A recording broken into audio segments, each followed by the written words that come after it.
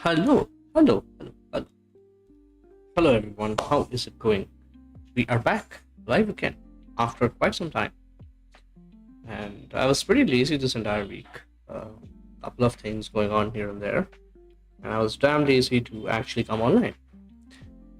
And uh, yeah, this week I didn't do any much of recreational programming. I didn't do much of any studies. I didn't do anything much. I kind of just had a couple of things at office. And after I'm completed with that in the evening, I used to play a lot of games, or I used to just sleep. Mm, so yeah, uh, online after a long time. I think was my last stream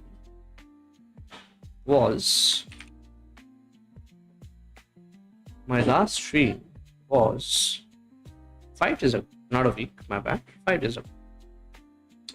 So yeah, but yeah, I'm back again, and most likely tomorrow also I will come online. I'll try to come online. At least that is what my plan is. But I might not be able to because day after tomorrow I'm traveling. So the next entire week I will not be streaming is the idea. But I might also stream.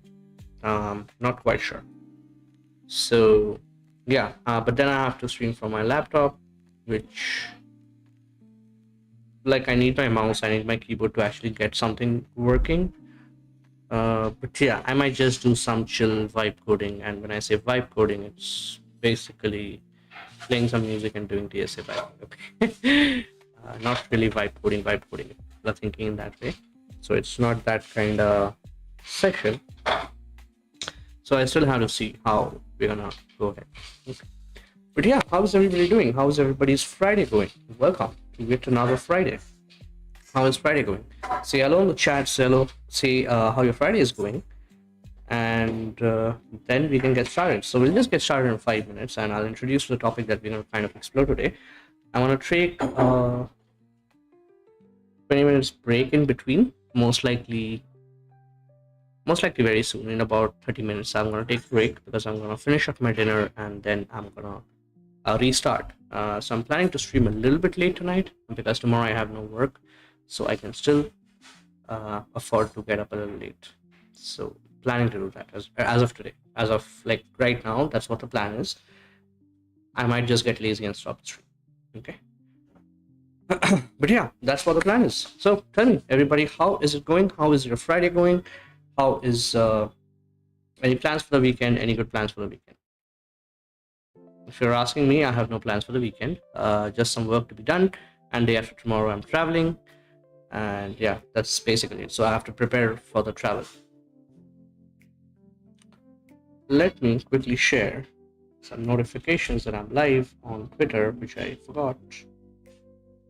And okay, I posted on LinkedIn. I don't want to post on any groups today. I somehow really need to get my Discord server up.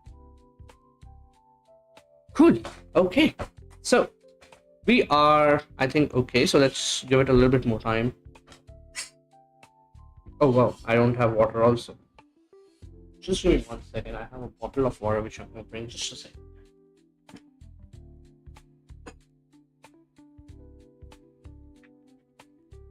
Good.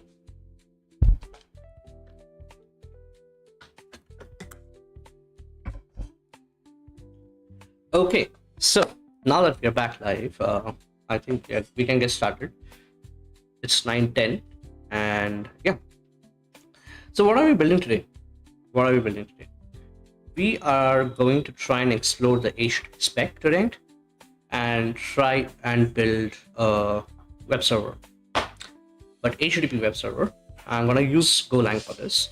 But the entire idea is that, like, not to use anything from net HTTP package, but use barebone net and just go ahead and get the TCP layer out of it. I'm not going to build the TCP layer, of course. So I'm going to get the TCP stuff in it, and then we'll do some parsing and things like that to figure out if it's the correct HTTP one, if it's the HTTP version that we support. So most likely we'll do 1.1 or 1.2 maybe, most likely 1.1 as of today. I think 1.0 is deprecated, and probably, like, the RFCs are so shit that, like, they talk in so much convoluted things. I really don't understand half of the things, or maybe I'm just dumb. So yeah, that is what we're gonna try and implement, and we're gonna learn two things. One of them is Golang. Of course, it's called Golang Chronicles. Second thing is networking. So the basics of networking. Okay, so this is what we're gonna learn today. Yeah, any questions of what we are trying to do today? Any questions there from anyone?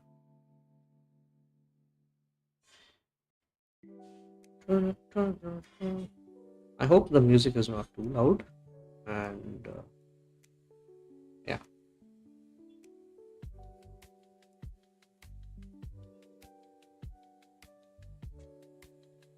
I hope the music is not too loud. So what I'm gonna do is I'm gonna quickly put everything off and just listen on my phone once. So I'm gonna put this on mute and I'm gonna listen on my phone. If the volume, the music is not too loud, or if someone can put on the chat, that would also be helpful. That my voice is clear, you can hear me clearly, and the music is not like, blasting your ears. Okay.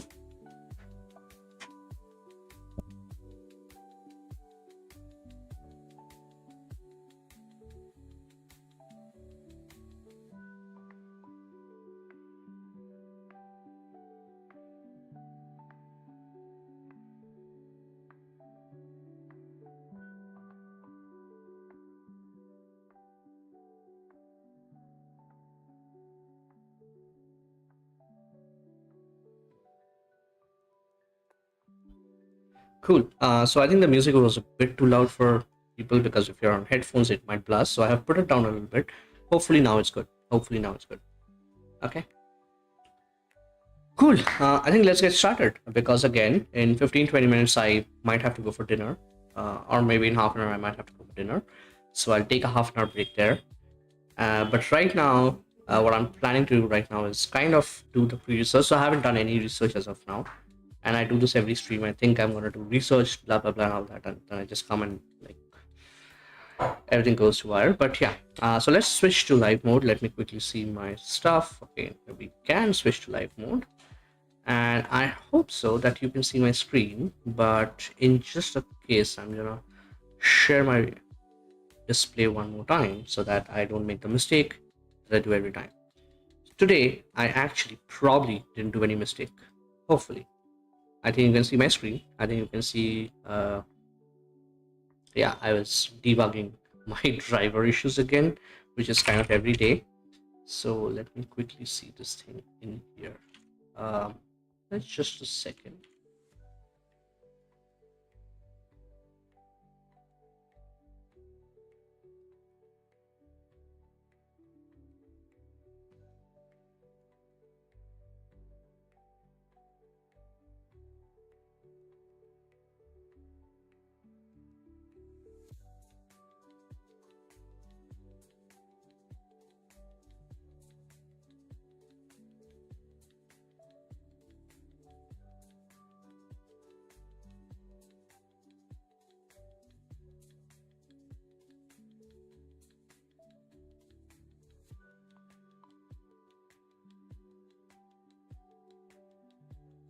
Yeah.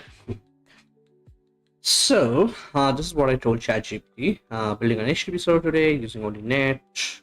So, when required, and this is under a project of Golang, learning Golang. So, I hope it understands it from the context. If it doesn't, I should stop paying for this shit. I should stop paying for this shit. Okay. Maybe I should also open Claude, or maybe like I've been using Claude Code a lot. See, look at that. Yeah, I kind of shit out everything that I just told you. So when required, give me paths and ways and not just shit out code. Most importantly, don't yap. It started already yapping. An intelligent system doesn't understand a basic point of, I don't know what's called in English, but just yes, I understand. No, I don't understand. I'm still learning. It doesn't understand the difference between that. And it started saying, "Oh, do this, do this, do this." I mean, stupid shit. I just told you. Shut the fuck up. Anyways, that's the help that we have. That's the help that we have. And one of the documents that we're gonna, like, few of the documents that we're gonna kind of refer. The first thing that I want to refer is coding challenges, and in here I think there is something called HTTP. No, HTTP server. No, server. It's a forward proxy. Really, I thought you have a web server. Okay. Yeah. So it's 1.1, yeah, as I mentioned. So we're gonna take this thing as one of the basic, like kind of um, a guide to this, but we might not like completely rely on that, right? So at its core, a web server is actually quite simple. It's a server that listens for connections from clients and responds to them. Cool. Blah blah blah. Yes, this is what we are. A little bit of history. Maybe we are interested in this. Like many early Unix and Interest protocol is text based, so human readable. The original specification is short and sweet. It originally didn't even have a version number, but later it earned the version 0.9 to differentiate it from 1.0, and 1.0 specification seems to be lost. Okay, yeah, I remember I read this. So 1.0 specification seems to be lost in the mists of time. This line reminds me of something, like going into a little bit of psychology and philosophy. If you watch a podcast, right, there are a lot of people that you know about. Uh, Maybe years back you knew them. Let's say some movie star or something. Okay, and you knew they were a good actor or something. And today, who are acting comes like their friends who are still acting somehow survived. They're talking about, yeah, they lost the battle, and with time it kind of they faded away. We keep on fighting, we keep on trying to earn more, we keep on trying to do a lot of things, which is important. I understand from, like, this is just looking at life from a different angle. In the sands of time, nothing is permanent. Even if I can make impressions, the tide is gonna wash it away for sure. And if you're talking about desert sand, the winds are gonna do that for you. So you are somehow gonna lose things in life as you grow, and at some point it just happens naturally that. So sometimes I'll tell you, like, I sometimes talking to my friends, and I remember, oh, there was this guy, back in the days I knew. What the heck is he doing now? Right? What the heck is he doing now? And yeah, just a different thought. Um, that, yeah, like at one point every day you used to interact with that person in school or college, and now that person is completely lost. Not lost, he or she has their own life, but then that connection, that okay, every day we are going to go out for a tea or a coffee or something like that, or for like something like that, uh, it would be like, okay, now it's just become natural that you don't do that anymore. But at that point, like, oh my god, you're the best friend, or such a cool friend, let's hang out together. So things like that happen. And on an even larger scale, once you're gone, people keep on trying to imprint their names in time. It fades away somehow. It fades away. So this line is quite powerful, I think. The HTTP 1.0 specification seems to be lost in the mists of time. And I don't know if it's still there. So let me see, because when I used to start blogging, travel blogging, okay, it's still there. When I started doing photography and travel blogging, so I like in 20, I don't know. So I wrote this in 2017, and I think, yeah, during college I used to do a lot of photography and all that. Boom. So I started writing, and I thought that I'm gonna write, but I never did again. Okay, so this is one of my friends. That's amazing. Ritika. So I had two friends, Ritika. I don't know quite who this is. Like, yeah. Mitushi was another friend. Again, Shubha. I don't know. Maybe I know. Piyush Malhotra, another friend. And yeah, it's kind of everything lost in time. Uh, who is this guy? Emily. One leg. I don't know who this is or how this works, but yeah, at that time I didn't know anything, and I just somehow set up WordPress for this.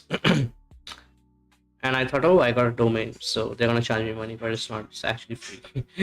But I really like this name, Agent Miles, because at that time I was like, okay, I'm gonna be a traveler. I'm gonna just do photography and travel across the world. Somehow, but that dream faded away. Another thing that just is lost in the midst of time, mists of time. Yeah. Anyways, a lot of digression from the actual thing. So let's go back. Let's come back to present and let's start doing some shit, right? The full form. The first full formal HTTP specification is 1.1, also known as RFC. Okay, so this is going to be a little bit important. From 1990, you can dig through all the standards on the W3 website. Okay. So what's the challenge? The challenge is that early web servers were very basic. Blah, blah, blah. We are going a little beyond that and support a small subset of 1.1. Yeah, if you can actually try this CodeCrafter platform also, but it's a paid platform. And what happens is that you can do some commits and everything, and it actually runs some tests across on a CI server and gives you feedback. And it's actually building distributed systems. Sean. Yeah, so if I go to roadmap, there are a couple of challenges. You build your own compiler, you build your own ES, you build your own LSP, you build your own code formatter, you build your own make, Bitcoin. If I'm not wrong, Redis is also there. Yeah, Redis is also there. So a lot of things, and these things are, I think, paid, and then these things are not paid. Something like that. I have never really, much explored that platform. But yeah, I mean, you can, if you're not aware of it. CodeCrafter platform, and I'm no way associated with this. So one of the things I'm going to do is I'm going to remove the. Should I mean, yeah, I'm just giving you the base platform which you can explore. I'm not giving any affiliated links here because this is John's affiliated link. I could have given it. It's not really harmful. It just is helpful for him, because he runs this platform for free, so affiliation gets him some money to keep the system running. Yeah, but if you want that and you also get off, so maybe I should do that. Yeah, because if you're watching, and you will get some discount, so cool. And I'm no way involved with John. I'm no way involved with CodeCrafter. I have no idea who owns CodeCrafter, but I know John is a guy who started with Coding Challenges FYI, which is again free stuff, and you can follow him on LinkedIn. Okay. So in the first step, blah blah blah. We already did this. We are choosing Golang for it. In this step, your goal is to create a basic HTTP server that listens on port 8080. So this is one of the things. So here, I kind of forgot. So maybe I should just open up the OSI layer diagram. Yeah, okay. So there's physical layer, which is basically the Ethernet, on top of which you have a data link, which I don't quite remember what protocols are there. But then there is a network link where your IP and DHCP and things like that work, which is the network. Then you have the transport layer. The transport layer is where your TCP and things like that work. So TCP is the base of it, or UDP. And then you have the session layer, which is basically the HTTP, right? On top of which you have the application layer and things like that. So previously on my Golang uh, exploration live stream, I was trying to I actually built a very, very bare bone minimum multi-threaded. Can I say multi-threaded in Go? There's one more thing that we should also explore. Is it actually multi-threaded, or it creates a new process? That's one good thing. Anyways, so yeah, probably process. How Erlang does it? Is Erlang actor process or thread? It's a lightweight process.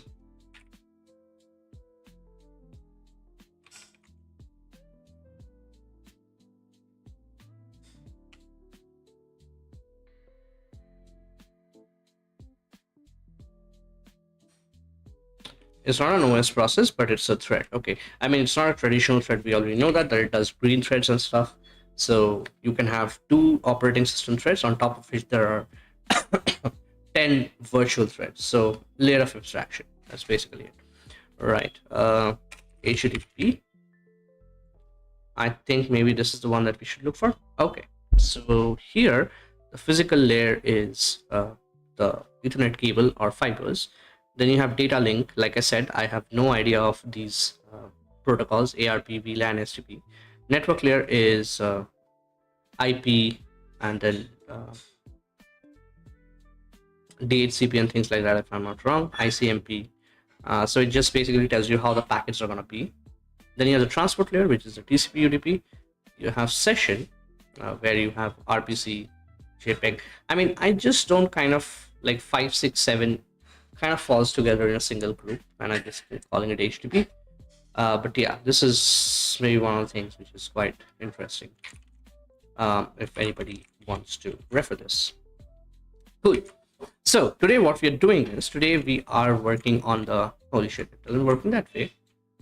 Can it work? Okay. So today we are working kind of in this application layer, 5, 6, 7. So we are trying to build an HTTP on top of the TCP. For that, you have Golang. I think it's docs.golang, dev.golang, dev.godev. Let's see where the documents are. So can I just look at the documents? And what is happening? What is happening? Hold on. Packages. Sorry, Net HTTP. This is the standard package. Can you find it, or you have to do it this? Yeah. So this is Net HTTP. Yeah. So it's from the standard library. Yeah. So this is Net HTTP from the standard library, which actually also provides support for HTTP too. Look at that. Look at that. Okay.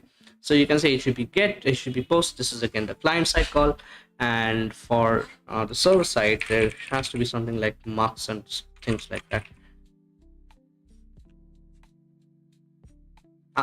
Just doesn't have an example. Oh, you have an example. So mux handle layer. So this is basically creating a server. Mux is multiplexer for short, and then you are giving it a certain path, and then this is the handler. All right. So you give it a certain path and give it a handler. And inside the handler, so this is a default handler. It should be not found handler. So if you say resources, it says for things like that. If you say people, this has to be a function. The function has to have a certain signature, things like that, blah, blah, blah. We are not going to use this. We are not going to use this. We are going to use the net package, where you work with TCP. And you have to exactly this thing. You have to build the HTTP layer. This is what we'll do today. Okay, this is what we'll try and learn today. So it's going to be a fun session, hopefully. Okay, the very first thing is we need to come up. Okay, so there are a couple of things that I would want to mention here. So let me just put something in here. So this is this. Okay, and then yeah, this is something that I feel that we will be working a lot with. Okay, the RFC and coding challenge HTTP 1.1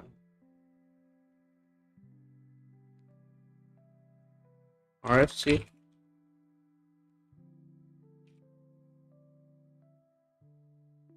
Then what else do you have?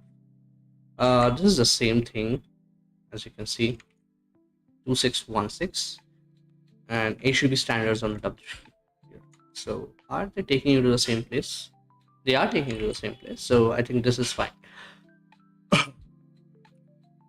Oh, W3C. I think it's called C. No. Yeah, W3C website for HTTP spec standard. Okay, so these are some of the resources that we're using. I'll put on a chat, and that might be helpful for someone. What is the issue? Oh, really? You have a limit? Not just for everyone, like not just for users, it's also for the owner of the channel. YouTube, what are you doing? These things are also most likely to make your system work in a certain way, where you have like limits on the amount of text that you can write. Okay. Anyways, okay, coming back to the problem. So step 0 is used to create a basic HTTP server that listens on port 80 and can handle a single TCP connection at it can handle a single TCP connection at a single time. For all requests, we will return some text that describes the requested path. So if you say curl this thing, so last day when we built a TCP server, we couldn't do curl because it was TCP, but now we should be able to do curl. Okay, that's one thing. And if you say this, so right now, if you say this, it is not going to do anything because there is nothing running. But I don't want to do it here. So let's go to dev GitHub. So let's actually go to probe. I think so. Do you want to go to probe or do you want to make a project out of it? Let's just make a project out of it. Let's zoom in. Okay. So chat, what is a good name for an HTTP web server? If you're watching me live, a suggestion for a good name for this particular project, a web server. Okay, meanwhile, support this. Once that is done, your server will need to listen for request, blah blah blah. You can read for Berkeley sockets. This is another something like, I'm not giving reference to this because you can just go to the first one and go. Okay, and blah blah blah. So let's actually start. While I wait for a suggestion for this particular project name, the web server name, from chat, I will just go ahead and start reading the RFC. Okay, so requirement, terminology, overall operation. I don't know how to read grammar, so why are you giving me grammar? Can you just not give me like how it's gonna look like? Transfer coding, chunked and all that, so multi-transfer file system and all that we'll do later on. Right now I just want to look at, yeah, so states line things. Okay, so this is request, which is 5. So this, okay, so first thing is HTTP message.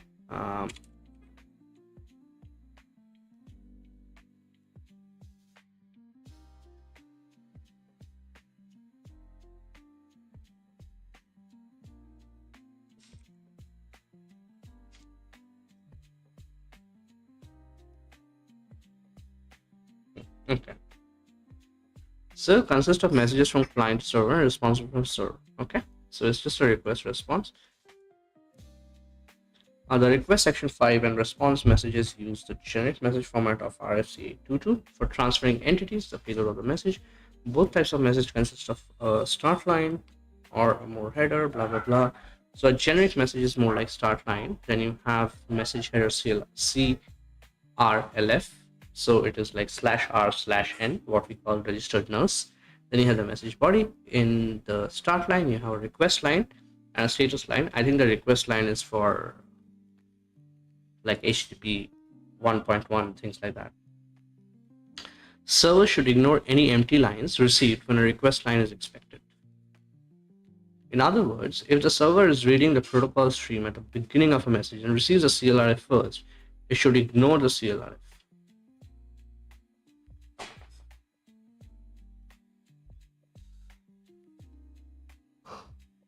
Which means I can do slow loris, right? Do you guys know what a slow loris is? According to RFC 2616, so it means I can slow loris this guy. Keep sending at certain intervals, which just is enough to make the connection keep connection live. Is that what you're saying? Is that what you're saying? Okay, that's not what we want to look at. Okay. So message headers. Okay, so the message header is a field name and then colon this thing. Field name is a token.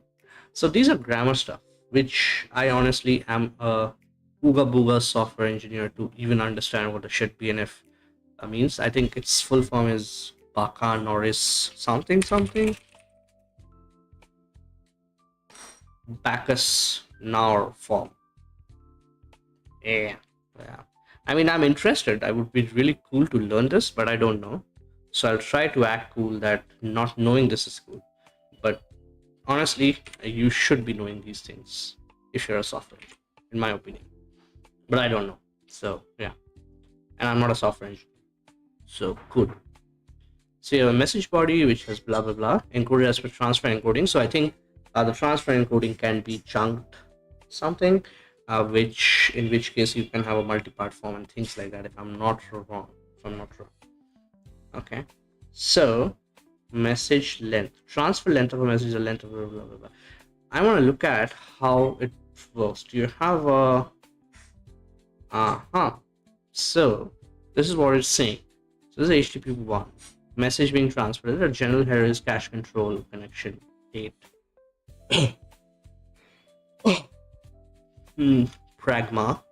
I wonder what Pragma is. Trailer, transfer encoding, upgrade. I think upgrade, if you see, and it can help you upgrade to WebSocket. So that's one thing. Via warning. Yeah, a couple of shit here, which I don't know. So this is a request which can come in. So you have a request line, and then I suppose you have CRLF. So it will have a general header. Then it will have a request header, then an entity header, then a CRLF, then another empty line, and then the message body. And the request line is usually like this. It has a method, then the SP, I don't know what that is, then you have a request URI, then you have SP. What the fuck is SP? This is the HTTP version, and then you have no CR or LF is allowed except in the final sequence. Okay. So you cannot have these in the HTTP version or request URI. It has to be URL safe. So I guess your parsing of this needs to be URL safe. Okay. So the method can be options, get this thing and this thing. There's also something called connect, which I have never heard of. Okay. The list of methods allowed by a resource can be specified in the allowed headers. Allow error, blah blah blah. Okay. So request URI. The request URI is a uniform this thing. So you have star, you have absolute path, you have authority. Okay. And then you can have star, then you can have this thing. So if it's a star, what happens?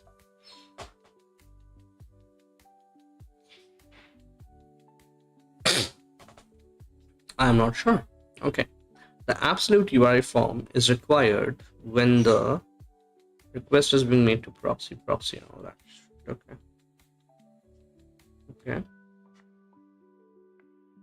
In order to avoid request loops, a proxy must be able to recognize all of his server names, including any alias. What just happened?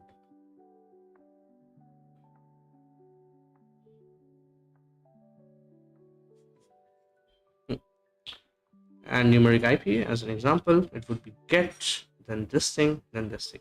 You know what we can do? What we can do is we can just go to ML Maths. So I'm gonna harm, and I should have Python installed globally, and server port 80.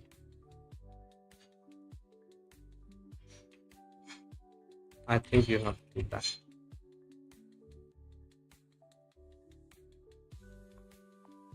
Why? I'm forgetting how to run this thing. What the fuck? Okay. So apparently I cannot give. Okay, I have to give -b. Acha, acha, acha. It was this issue, not the other issue. Oh, okay, okay, okay. My bad. So you can just say 80. You cannot bind to 80 because probably something is listening on. No, then why can't I bind to 80?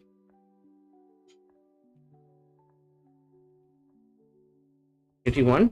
You cannot bind that too. Ah, because you cannot bind below 1000, I think. Modern Linux systems port binding value range. So till 1024 you're not supposed to bind, and then you can bind from 1024 to a certain range, and then these are the private ports, things like that, blah blah blah. Okay, cool. So do 8080, and here we can say localhost 8080. If you go here, because there is no index.html, it just basically gives you back like it kind of generates the entire directory thing as an HTML. So we can even look at that and how it works, right? So we can go in the network tab. Here, if I look at this thing, what does it do? This is gonna be interesting. Hopefully you guys can see this. Okay, hopefully it's visible. So if you do this thing in here, content type is an text HTML. Okay, that's one thing. Then you have the date, and you have the server name and all that. Is like not interesting. Doesn't quite say what the encoding is, but that's the response header. In here, sorry, in here you say pragma no cache, couple of sec. I think these are security stuff, user agent or something. But what is the request? So if I just look at the raw request, is this.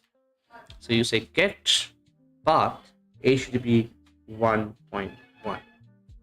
This is what you get. Sorry, quite interesting. Quite interesting.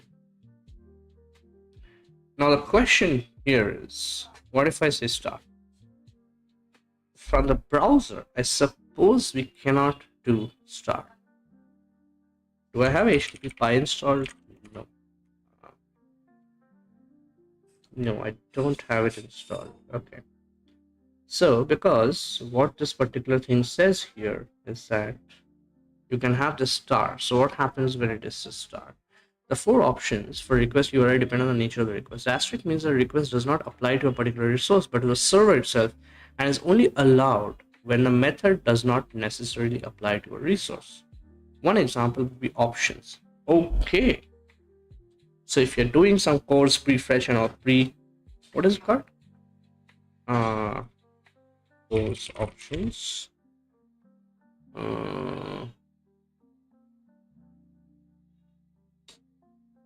Pre what? Pre-flight, not pre-flight, sorry, pre-flight. So if you're doing some of the pre-flight things, then you have to say star, which means you're trying to talk to the server and not the resource served by the server. Okay, that's one thing. Is the stream going good? The stream seems to be going pretty good. Just a second.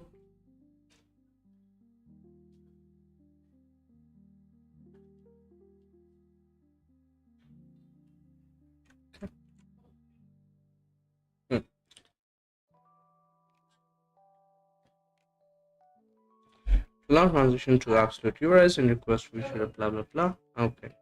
Okay, so let's get going. I don't see any thing on the chat, for which I am just gonna give it a name called server. I don't want to call it server. uh,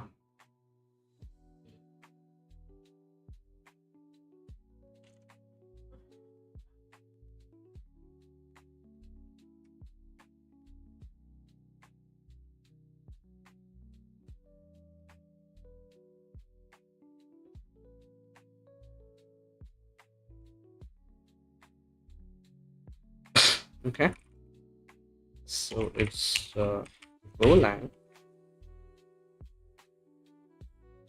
go mod init, so we can just say HTTP server.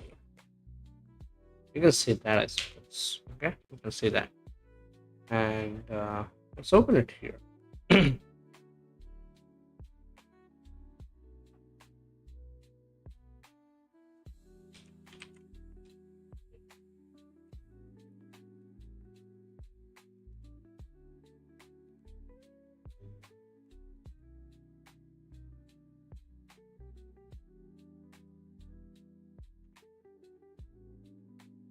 I did that wrong. It's fine. So what is the expectation? The very first step is very, very simple. You say curl something, it gives you back that. So if we also want to look at how this thing works, well, we have to. Okay, so if we also want to say that, okay, so in here, what I want to do is I want to say Python server AT and in here I'm gonna say Perl HTTP local host, because I did that wrong. So let's do 80. If I do that, why does it not? A boom, a boom, a boom. Because it's not on localhost, it's on this, so, and I have to again say 80. Okay, I suppose this is what it is right now. And as you can see here, because there is nothing called index.html, it just returns you back the HTML. Let me zoom this in. It just returns you back the HTML with the directories, right? So that is why if you go to this particular path in here, you see this. But here's the thing that I really want to explore. How do I can I do help? Okay, so I can do help. So you're saying this thing, but I want to give it an address. So I have to say -b. Very intuitive. So 127.0.0.1, this is my local loopback, and 80.80. Now, does this work? It still doesn't quite work.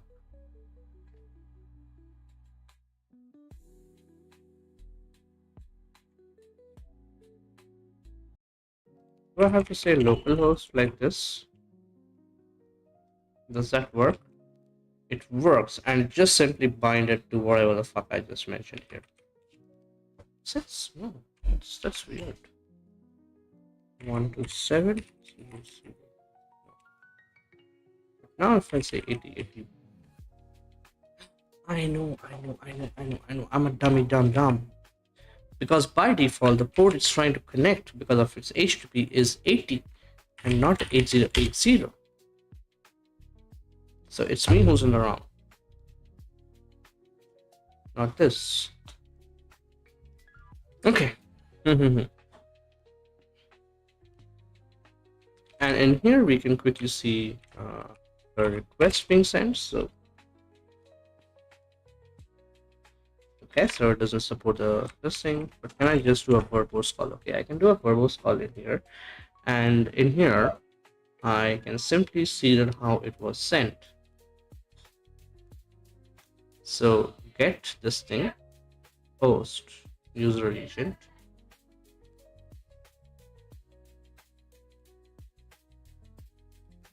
Oh yeah, it's already almost 10 o'clock. So I'm gonna quickly go have dinner. Okay. And I'll be back in half an hour, almost at 11, 10:30. Okay. So need to take a break for dinner. Be back at 10:30 IST. About 40 minutes.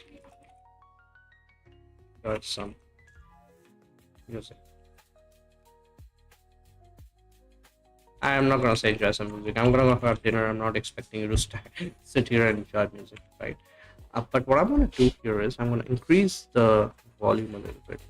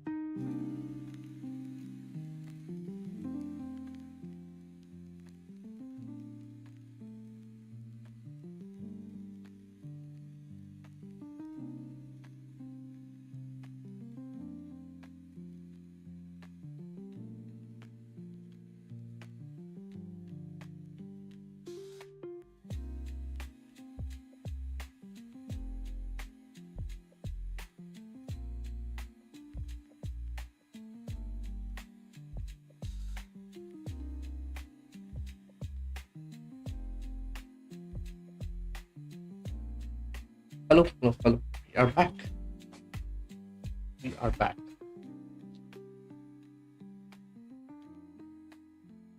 Okay. Hmm. We are back and we can continue to work on this thing and learn a little bit more about HTTP. Cool. And how's it going, folks? How's it going? You guys have dinner?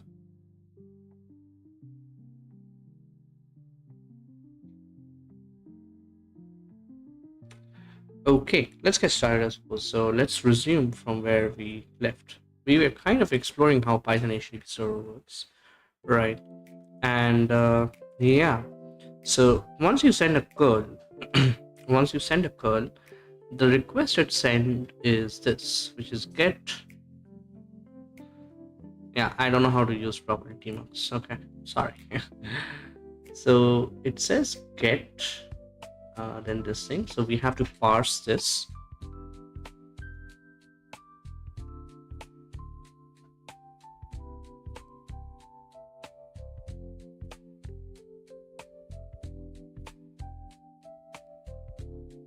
And there's a response back saying this is HTTP 1.0. 200 okay. Server listing content. Okay. And directory listing. So this is again an HTML stuff. And okay. So let's see what it's saying.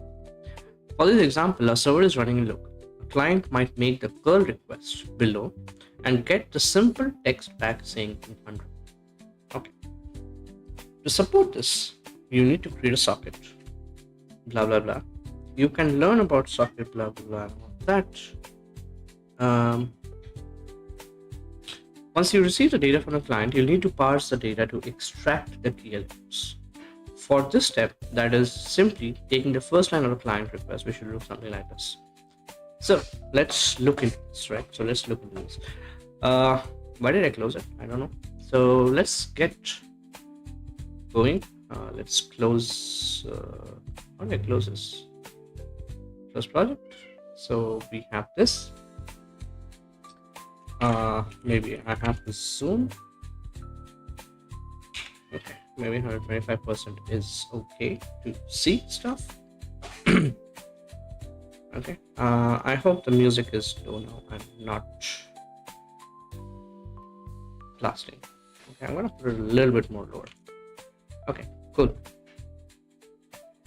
Can I look at some songs and not? Okay, maybe listen to this. So the first thing here, what we're gonna do is just create main.go. So this is gonna be main, func main, and fmt print ln,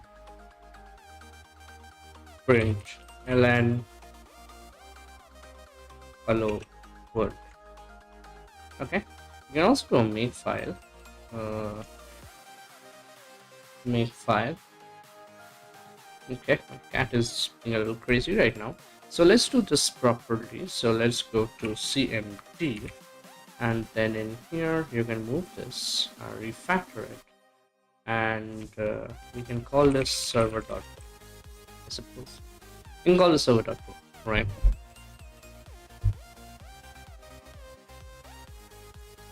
You can call this server.go. Okay, and now since it's called server.go, why the heck? Yeah, okay. So server.go, it depends on cmd/server.go. And what does it do? Go build, output is server, and it depends on server.go. Can it do that? Right, so here, if I say this, if I just do that, can it build? Okay, took a little while, but it says hello world. So we have a working Go setup right now. Okay, so lastly, what we learned is that, so let's say const port is 8080. That's the usual default port that we're going to do. Okay, and then here, if I remember correctly, so let's remove this particular server in here, this particular server, let's stop it. So go.net, if I'm not wrong, it's called net, and in here there was something called dial was for the client side, if I'm not wrong. You have to, okay, uh, you have to do something like listen, and that gives you back a listener, and that listener can then accept a particular connection, right? So let's do that. So listener error net. I need to stop my completions. Okay, so this is the completion from the ID itself, which I don't know how to stop. Okay. So listen in here, and then you have to say this is the type of the network, and in here const address is basically this thing. Okay, so this makes sense, and in here we can simply say address. If error is not nil, fmt f print f error listening on port listing, and we can simply, we have to do OS exit 1, and I think that should be fair. We can stop ignore implicitly name, do not port. Okay, so this is how we can move out. Right. Otherwise, one thing we can do is defer and then close. One thing we can do is defer. Sorry. So I forgot how to write the anonymous function. So let's actually do that. Defer. Then you have to say you need the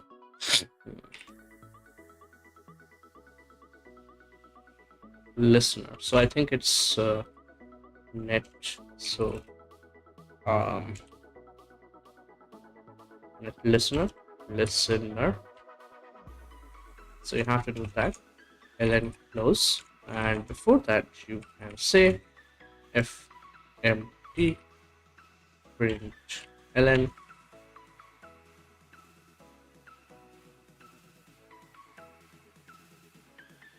closing down. So okay, so now what we have to do is we can ignore this in here, and this is a function. It doesn't return anything, but then you call it immediately with ln. And I think it's giving it this thing because you probably had to do something like this. Is that so?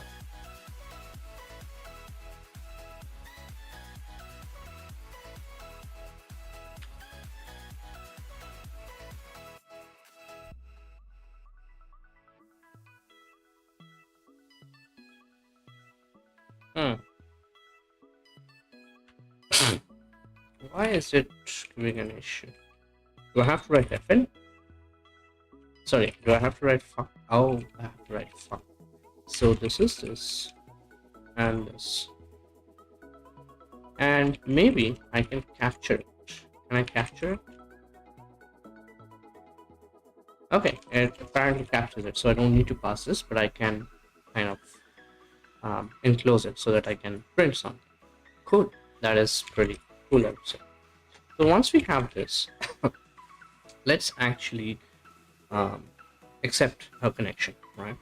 So ln accept, and this should give back a connection or error. Okay, so now we can copy some of the stuff in here. So we can say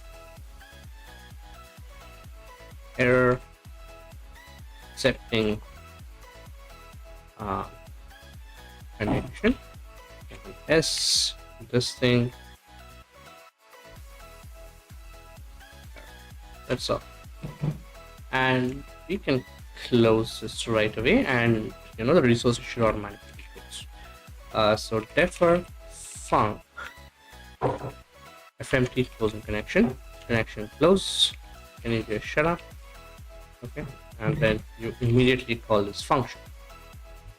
Okay. So once you do accept, what you can do is connection.read, and you have to give it a little bit of memory. So so buffer can be like, I think this is going to be enough. Specifically, this is a slice, which means that it's gonna, so let's give 256 because it's going to resize. I'm supposing it's going to resize.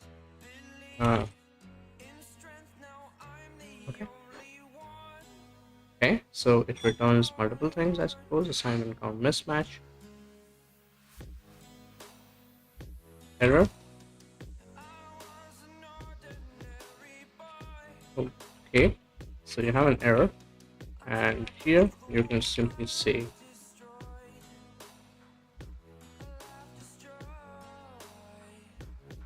error reading data from connection, and we probably don't want to do that. Okay, so that is fine.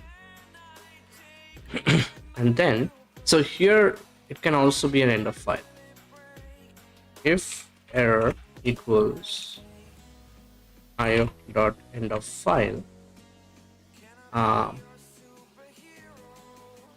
this is break. Can we break? There's no break, or there's something called runtime.breakpoint, but yeah, there's not something that can work with. So we can do return. That's fine, but we're not closing. Okay, we'll still close the connection because it returns. So here we did defer, so we'll still close the connection, then it still closes. So that should be good, I think. So here again, I suppose print ln no more data to read. So this is most likely when the client closes the connection, right? So now in here, I'm gonna say empty print ln.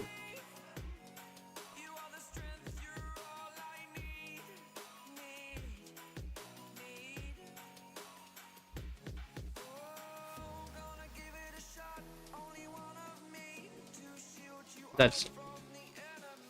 So now what we have to do is make, and it should build the server, but it doesn't quite say that we're listening because we didn't log anything. So my bad. So that should be fine. So what I'm going to do right now is, so it is still not a TCP connection. I mean, it's still not an HTTP connection. It's still at the TCP layer. TCP layer, right? So curl HTTP local host 80 you have to do. Okay, it says empty reply from a server. So the server was expecting something, but that's fine. Here is the important thing. You have get, then you have this thing, then you have a version like mentioned in the spec, right? So you have a verb, then you have a path, which can be an absolute path, which can be something else, and then you have the HTTP spec, then you have post, I mean headers. So I'm guessing there is so there was a this is too huge for me to read in my screen, but I still have to do it so that people can actually read on mobile screens. Maybe this is what I have to look for, right?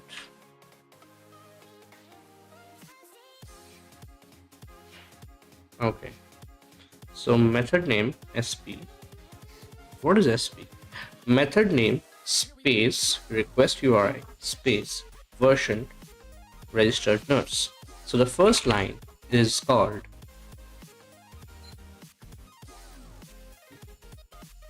so let's create a function as parse request line. Okay, So in here, in here, one of the things I think that um, it should be is not just the buffer in itself, also the size of the buffer. Why? So what we can do here is, so hear me out. So this is the buffer, which is byte, and then in here it's a pointer to my value. Don't write it like that. You write it like this. And in here, I am not expecting you to return back anything. I'm expecting that you're going to return back the cursor in itself through the pointer, because you're directly accessing the memory. So this is exactly what I'm trying to do in here, right? So see, can we take an example? Let's try to take this example, because why not? I don't know if the copy is going to work on tmux. It's not going to work.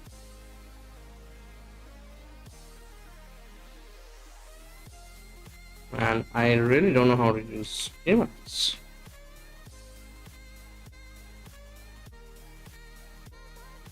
Okay, so let's do this. Get slash http 1.1 1.1. Then you have registered nurse. Then you have another registered nurse in here, I think. No, I think you just directly start with the headers.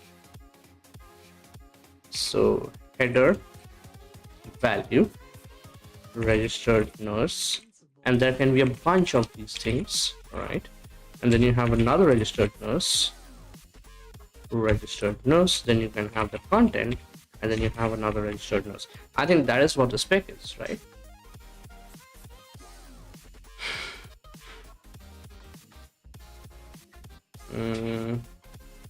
Status line. Okay, so request line, then you have general headers or response headers, an entity header. Then you have a CLRF. You have two CLRFs because every line is ending with a CLRF. And then you have a message body, which ideally, if I'm not wrong, should also end with a CLRF. But that's fine. So this is a response thing, right? So that's one more thing. I mean, for response, it's called status line. For request, it's called request line. That's the only difference that I see here. Okay. So this is one of the things, right? This is one of the things. And the body would only be there when there's a most likely post method, right? Or a put method. For any get, you're not kind of expecting the body. But that's fine. So what you can do here is, so this is something that you're expecting. This is something that you're expecting in here. So what you can do is, what my entire point here is that, so you have headers, right? So just to make you understand how it's going to be. So I can pass in a cursor. So this is the position. Okay. So which points here at the very start, and we start reading from there.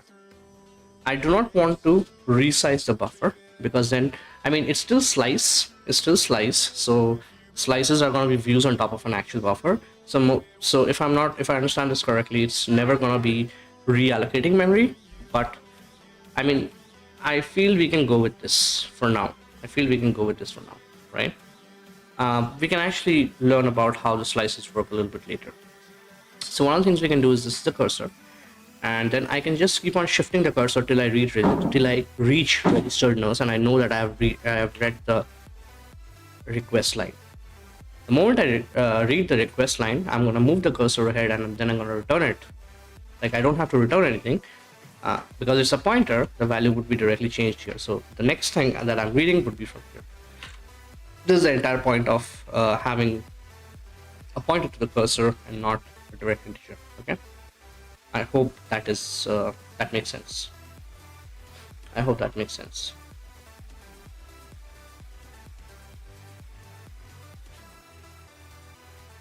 Man, I really want to have a Coke, but tomorrow early morning I have my blood test and I cannot do anything. Life. Okay, so you have parse requests. So in here, what you're simply going to do is you're going to start reading, and parse request line function parses the request line of the HTTP request and prints it. So I'm gonna print it for now, or yeah, I'm gonna print it for now. I'm gonna print it for now. Okay. Because it's Go, one thing I could have easily done again is, I could have returned the cursor here. So that's one thing. Just be aware of. That is also a possible way, and probably maybe a cleaner way in Go and not passing the pointer. This is more like C style, if I understand that correctly. Okay. So parse function passes it and prints it. It also moves the cursor ahead and points to the next byte after the CRLF. Control left, yeah. So this thing, and points to the next byte after this thing. After the CRLF. After the CRLF. And points to the next byte after the CRLF. Yeah, that's fine. So let's actually get working. So first thing what you're doing here is that let's actually copy this thing. SP. You have a space here, you have a space here. So you have a method and then this thing. Okay, so this is the request line. Okay, so this here is a request line.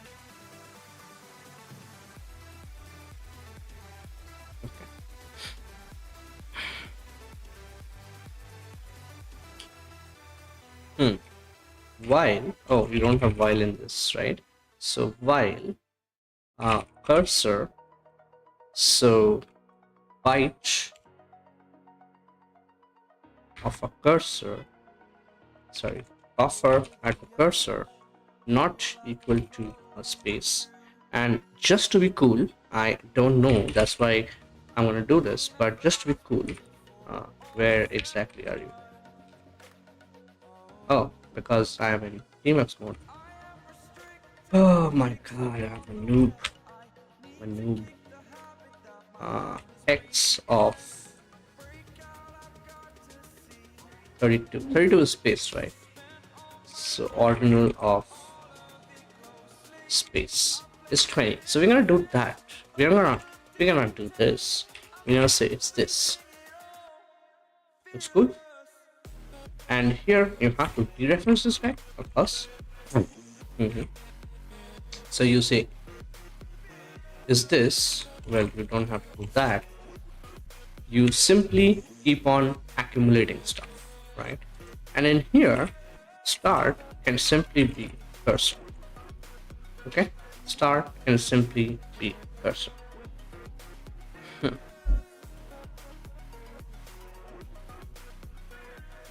Okay, so now here method can be just the opposite thing. Starts from here and it goes to cursor, and cursor would be 1 over, but we have to be a little bit over careful here, because what I can simply do is,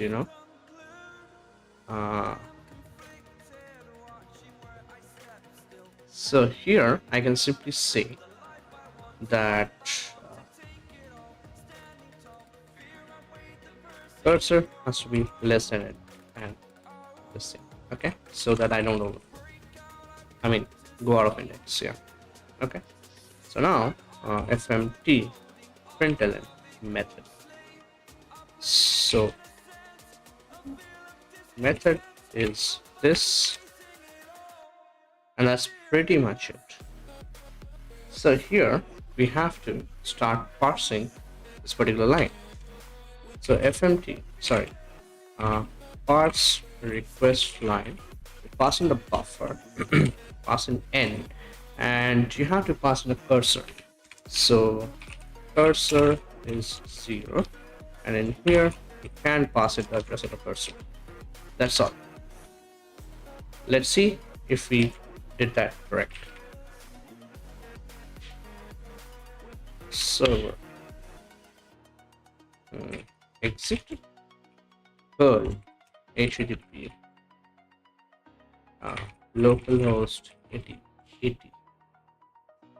Fuck yeah.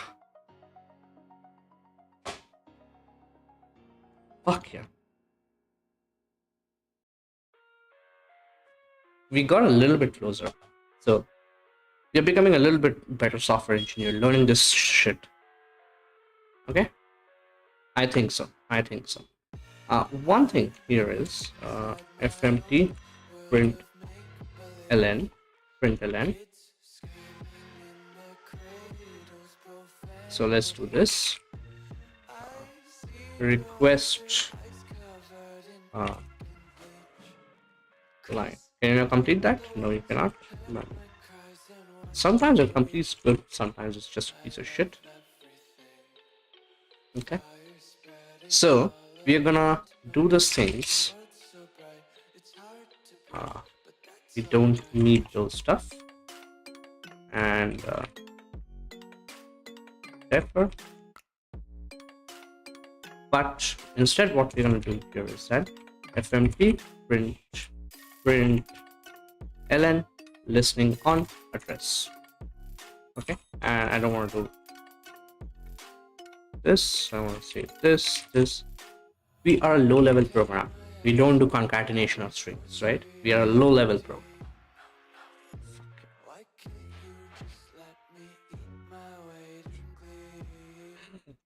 Well, you can see the sign of low-level programming. Okay. Okay. So this is where you got saying this is a request line. Good.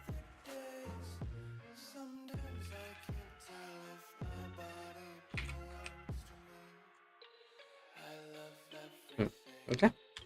So this is the boundary of your request line, basically. Now the second thing here is you're at a space, so you of course wanna do this. Well, not that, you do this. Okay. What the fuck happens if we overflow right here? Well, it's not an issue because this memory is pointing to another memory. So when we are accessing the other memory, we have to be careful. We don't have to be careful when we increment a value inside this memory, right? So that's fine. I think that's fine. So in here, again, what you have to do is we have to copy this to the code, and that's fine. So we do the check in here. So if it actually went overflow, like it was the last line, for some reason it's a broken HTTP request, it would break right here. It will break right here. Okay. So now what you're doing, so maybe we can do some asserts, honestly. We can do some asserts in here. So we again do cursor. Well, you gotta take the deref value. So this is this. And then in here, it's basically the request path. Request path is this thing, right? So now what you do is fmt printf request path is this.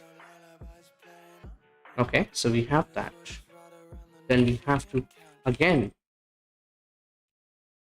do that. I wonder if we can do it in a single loop. That the first time we encounter the space, it's a method. The second time, I mean, that is probably a better piece of code. What do you say? Right, it feels in that way, but I don't quite know. So we have to capture the start again. So let's capture the start. So in here would be, well, I didn't do that. HTTP version.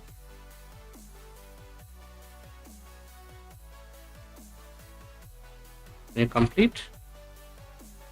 Thank you. So after HTTP version, you have to go two-step. There's only one, I mean 2 bytes over. So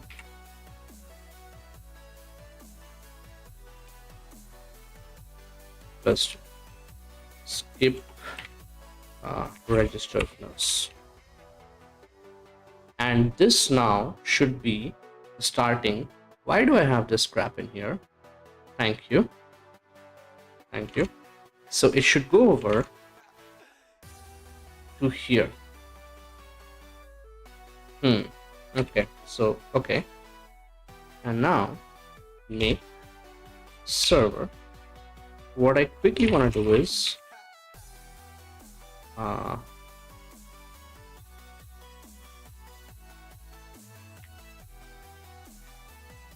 test curl http localhost 8080, and this is also a phony target because it's not a file.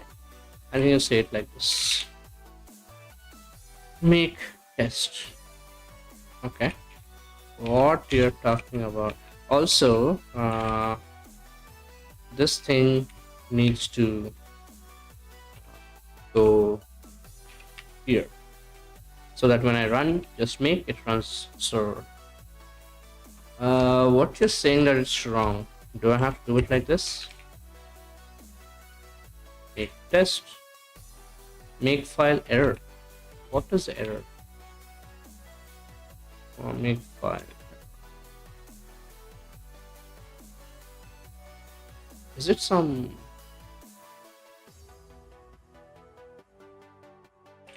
make file phony? Just give me an example.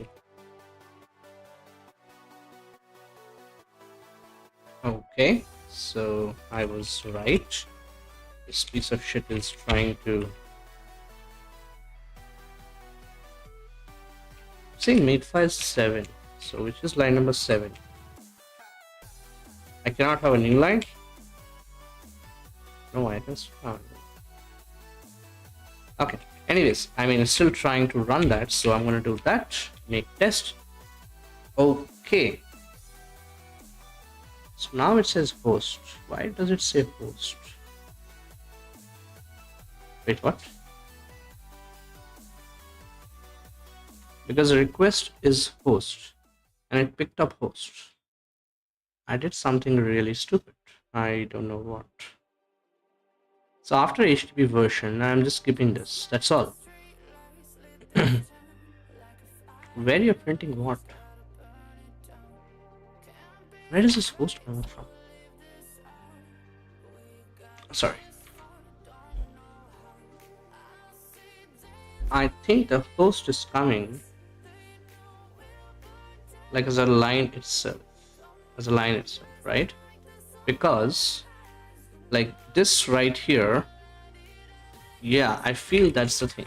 Because if I just say foo is I think character, you do it like this. No, still do s, I don't quite know, I will see. So buff cursor, if I do that, well, you have to do it in this way. So what do you need? You need, so tell me the correct type. You know it's wrong type, but you cannot tell me into the correct type. What kind of stupid ass are you? See? Good. Just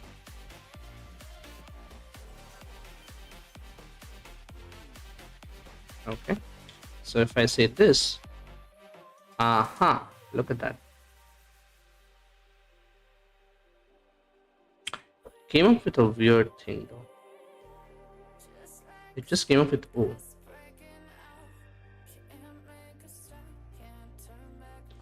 But these are 2 bytes, and I'm iterating over bytes. Yeah. I know what is the issue. I'm a dumb. Here I have to go till I. Okay.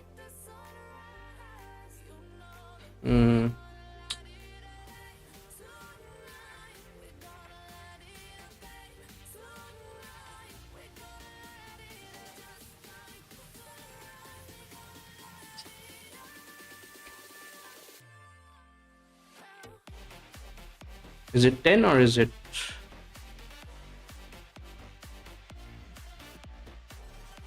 Wait, why is 10 backspace? Am I looking at the wrong thing? Oh, this is decimal. Okay, so 10 is new line, is something I'm looking at. R is 13, carry 15. Okay, so FED, so it's D. Okay. So I'm wrong. Till you are at 0D. and then you in here after the this thing. Now this is correct. Now this is correct. Make test. Yes. Yes. Okay. So the first line that you have is the method. Then you have a path, which can also be a star, by the way. Star means like it's supposed to be for the server. It means options. And then it has to be for you have method, then you have space, then you have this, and then you have the version. I'm pretty sure depending on the version you would do certain different things differently. You might send a request back differently saying, okay, I want to do this, I want to do that. Do you have pointers in Go? Sorry for the basic question, I'm not aware of Go. Hey Priyank Sharma, welcome to the stream. Do you have pointers in Go? So one thing is I myself is learning Go right now, and I don't know if I'm the right person to tell you about Go. Okay, but in my opinion, I can give. So I have worked with Go in production code before, yes, but it's not that something very tough. Okay, so we had a backend and which was in Go. The front end was in React. I did a setup of a couple of things, extracting data from different sources and building a API. I think we used Echo, is it? I don't remember quite what it is. We definitely didn't use Gorilla Mux because it just didn't work with some of the things that I wanted to do easily. It was Chi or Echo. Is Echo a web server? I don't know. Anyways, coming to the main point of a basic thing that pointers in Go. So a couple of things that you can do here is that, so the first thing you should always take out of your mind is language. I'm talking in English right now to you. If you tell me on chat that you don't understand English, I'm going to speak in Hindi. If you say you don't understand Hindi, I'm going to try to speak any other language which you understand. Okay, that's one thing. And if I cannot speak in a language, I would try and use translator to make you understand. What I mean by that is, language is just a medium of conveying a message to you. No, I'm giving a understanding. You have to understand. Okay. So language is a medium to make you understand. So if you don't know English, I would try a different language. If you don't know, like we would try to come to a common language which is best for us to convey the message. That language, let's say we are talking in English right now, and let's say you're from Karnataka and your native language is Kannada. When you're talking to another Kannadiga, English might not be the best thing that you do. You might talk in Kannadiga. Or you're talking to a Delhi guy, you speak in Hindi because you guys are more comfortable in Hindi. So language doesn't matter. It's just a medium communication between two things. In our case, two people or multiple people. Here, I'm using a language to communicate to the machine that you need to do this and this. Okay? So first of all, stop thinking about Go or C or something like that. You should start thinking about how to solve a problem. In programming, all of the programming languages have the basic constructs. There's a variable, there's a for loop, there's a while loop. There are different ways of writing it, but it's the same thing. Even with English, you have American English, British English. There is apparently a new thing called Indian English. So it's just a different way of writing for loop, while loop, if else, switch. Switch is a enhanced version of if else. That's all, right? So if you start thinking in that way, it becomes very easy to jump languages. It becomes very easy to understand whatever program is written in any language. Okay, that's the first thing, is in my opinion. Okay, the second thing that you're asking about, do you have pointers in Go? If you wanna learn Go, I think it's Go by example. Yeah, Go by example. So this is one good thing. So here, if you just go here, okay, so yeah, one by one it kind of walks you through examples of how to write a program in Go, right? If you don't know English, you will not understand what I'm talking right now, so you have to somehow communicate to me that, hey Freddy, can you switch language, right? So if we are agreeing to communicate in English, like you said, English is good, we both came at a conclusion ki ha, we both understand English, right? So similarly, even though I said language doesn't matter, it's all the same thing, but there are different ways of writing in the same language, right? Like, so that's why you need to know the syntax. So I would say you can just go here and learn one by one. Like the, can I go to next? Yeah. So this is how you do values. Maybe variables is how you do variables. So you have different ways of writing variables, initializing variables. Okay. So things like that, I would say. Okay. So this is a good website to learn Go. And what I would suggest is then this is this. So this is another website which I just gave in the chat, which has some basic things like build your own stuff. So WC is a Linux GNU tool. If I'm not wrong, it's a GNU tool, right? So if I say WC, okay, so it's gonna open up my this thing right now, but I can just say cmd server.go. It basically tells you the number of lines, number of characters, and things like that. It's a utility, but it's a program, it's software. So what they are saying is, can you write it by yourself? So this is one thing that I really like. You can go and do that, where if you go and start implementing stuff by yourself, you would know how behind the scene some of these tools are working. You would get more accustomed to the language. You would also learn design. You would also learn data structure algorithms, because in most of the programs, you have to somewhat use data structures and algorithms to make it fast. So that would be my point. Just write something and go. That's all. Just starting. You can just start writing something and go. That is the only pointer that I have. I hope that is helpful. If there is any specific thing that you have in mind of a question for Go, please go ahead. But I hope that's helpful.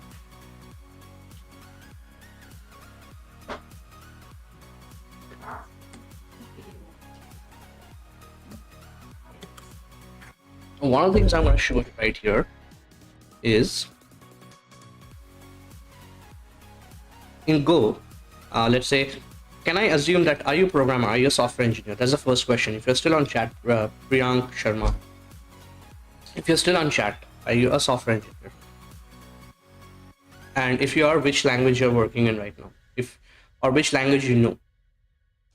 Which language you know? Okay, you are. I'm a programmer. Good. What language are you comfortable with, or what language syntax you know or you work with every day?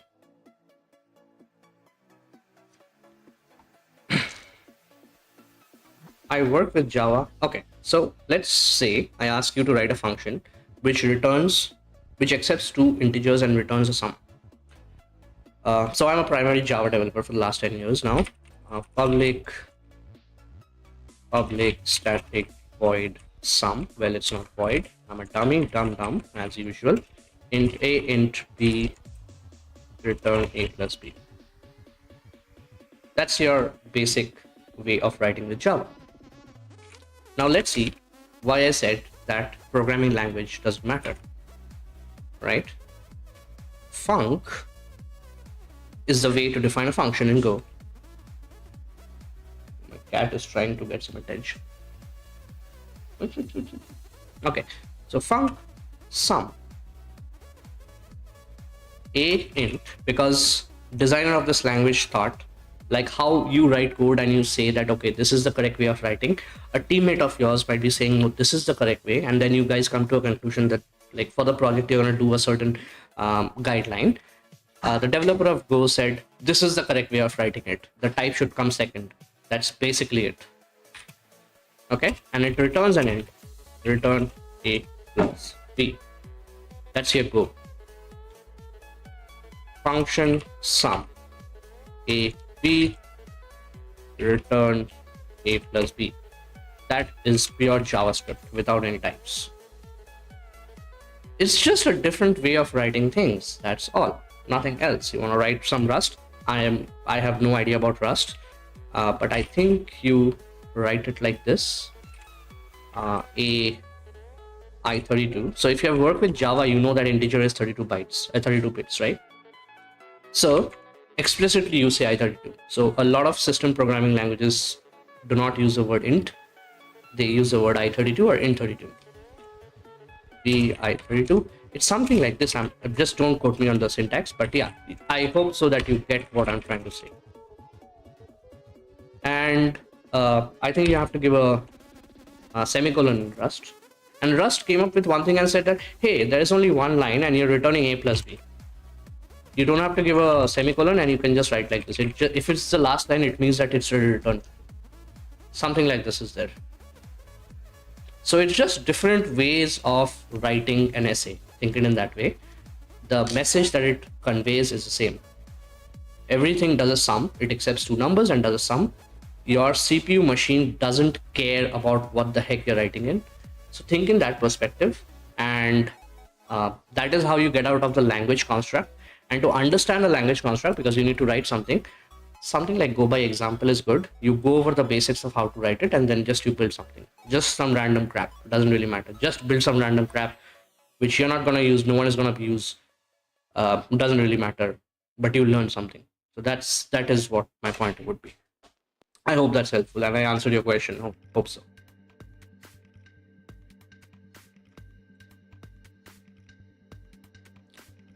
Cool. But let's get back to the problem. So now we are ready to parse the headers. Look at that. We are already parse headers. Now you have the buff, which is byte buffer. You have int n. I keep on, so this is why I'm a Java developer, because I keep on writing the other way around. So I'm not really like that hands-on with this thing. So what happens is parse header parses the request headers and prints them in the format header key header, well, I can just say key value. In case of multiple values against one header, we print like key value 1 value 2. Okay, so that's basically how I would say to write. Okay,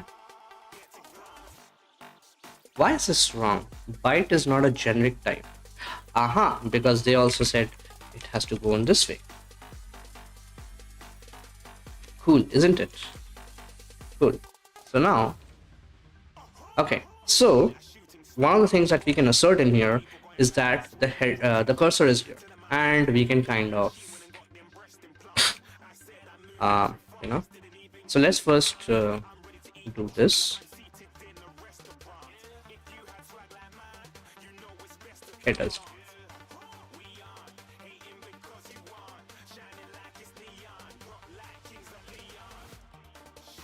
I want to hear this,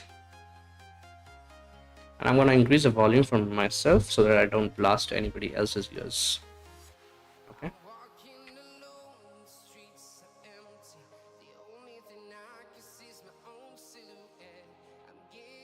Okay, so now one of the things, key here indicates basic HTML methods. No.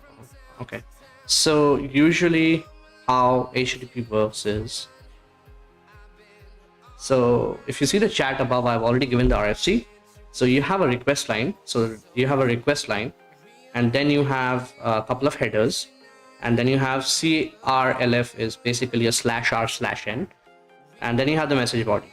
So this is a complete request. So request line is something that we already parsed, which is in this format: method, then a space, then your request URI. One of the things you can do here is, to understand how it works, you can just say curl. I hope you know curl, or you can just look up how curl works. So -v is verbose. I can say https google.com. So if you do that, bu- bu- bu- bu- bu. It's using HTTP2, so that is kind of that is kind of a mess. Okay, so if I'm not wrong, let me just try and search for my website, which should be oh, this one is also using 2. I don't remember why it's using 2. Did I upgrade or something? I honestly don't know. Okay, let's okay.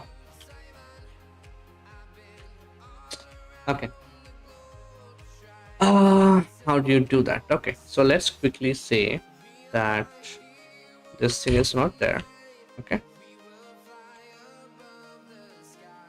so in here,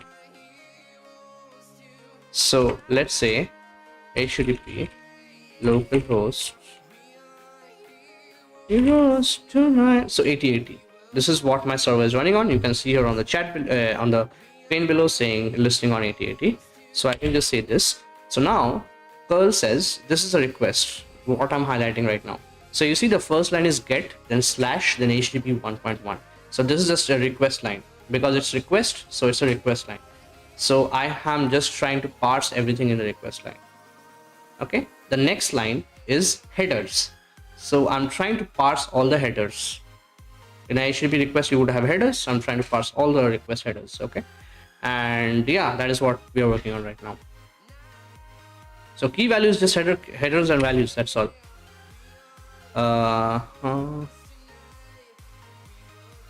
So here is can I just I don't want to do that honestly. Okay, FMT. My screen has so big font right now, I literally can't like, yeah, +1. So I'm just trying to read one of them, and for my use case, it should say H. Hopefully, that is what it's gonna say. Did it say something? Why will it say something if I don't call the method? Parse header, and I think this has to be headers. Yeah, refactored. And I want to restart this song because this is really, really good. I'm just going to increase the volume a little bit for you guys. Hopefully it's not blasting. Of gold.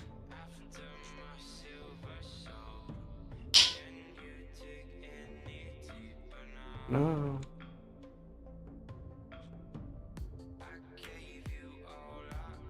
Motherfucker didn't work. I'll tell you why it didn't work. I'll tell you why it didn't work. Because here we are ending at /r and /n. So this has to be +2. Skip this thing after this. Skip the /r/n. So now I'm gonna land on H. Make test. Fucking works. Awesome. So we are the right way. We are the right way. Now let's look at how request header is gonna look like. So method, you have a bunch of things which we'll look later into what things are. Right now we're just looking at parsing these things, right? So now, can you give me the header, buddy? Request header fields. So the request header fields allow the clients to pass additional information, blah, blah, blah. Okay.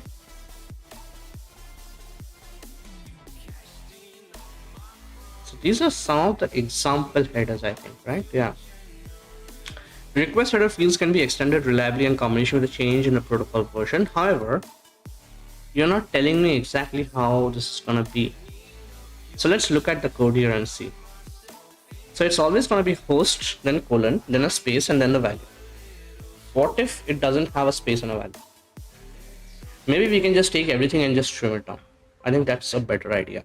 And if I'm not wrong, everything works with /r/n. So if after every request line, after every header line, I would be getting a registered nurse. Let's see that. Let's go with that hypothesis and let's try to parse this thing, right? Okay. So now, start is basically this for, okay, so this is a space. This is not something that we want to do in here. So what we want to do is man ASCII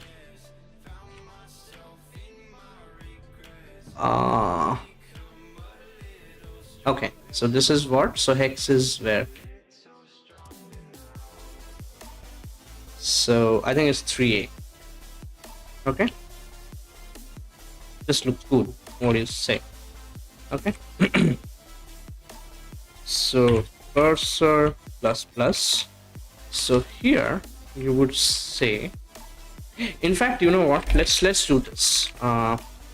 It was 13, right? So 13 is D. Yeah, 0D.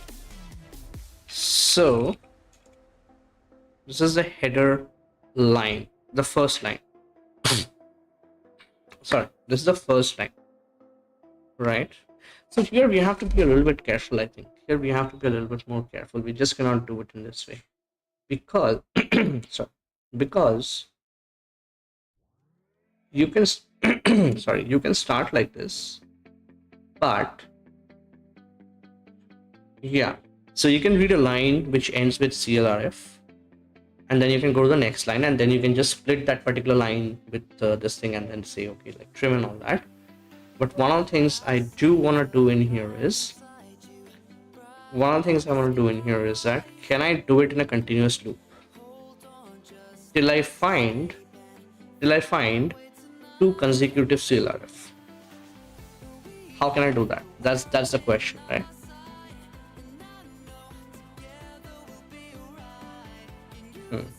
So this is a little bit tricky.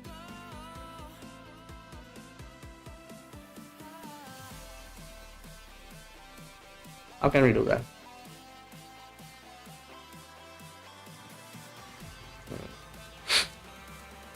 Oh man, I have a really headache right now.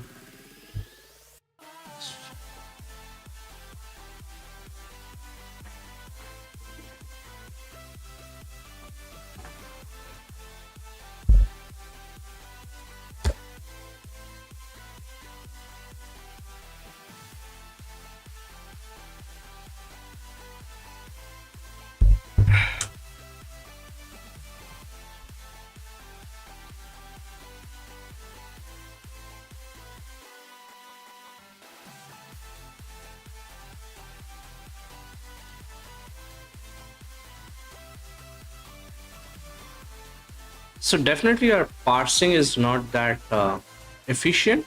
Sorry, our parsing is not that efficient, that is for sure, right? Because like we don't have proper error reporting in here, and we don't have a way where if the method is not correct, you break away right away and reject and things like that. But right now I don't think so we are interested in that, right? Don't think so we are interested in that. So what I do want to do here is I just want to know how can I efficiently parse this thing. Okay, let's look at the request and visualize it. It's basically an algorithm problem, right? So you have this kind of thing, okay, which for some reason I cannot copy. So Perl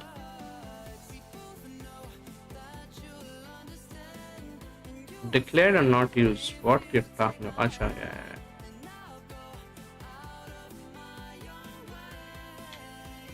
Okay. Oh, sorry. In here, I can just say HTTP localhost, and then here I can simply say v. What the fuck? Because 88 is missing. So this is what your request looks like. The request looks like this, right? And this here is registered nurse, and things like that. The question is, can I read these 2 bytes together? It's probably gonna be easier for me to split this shit. Sorry. It's probably gonna be easier to split this shit.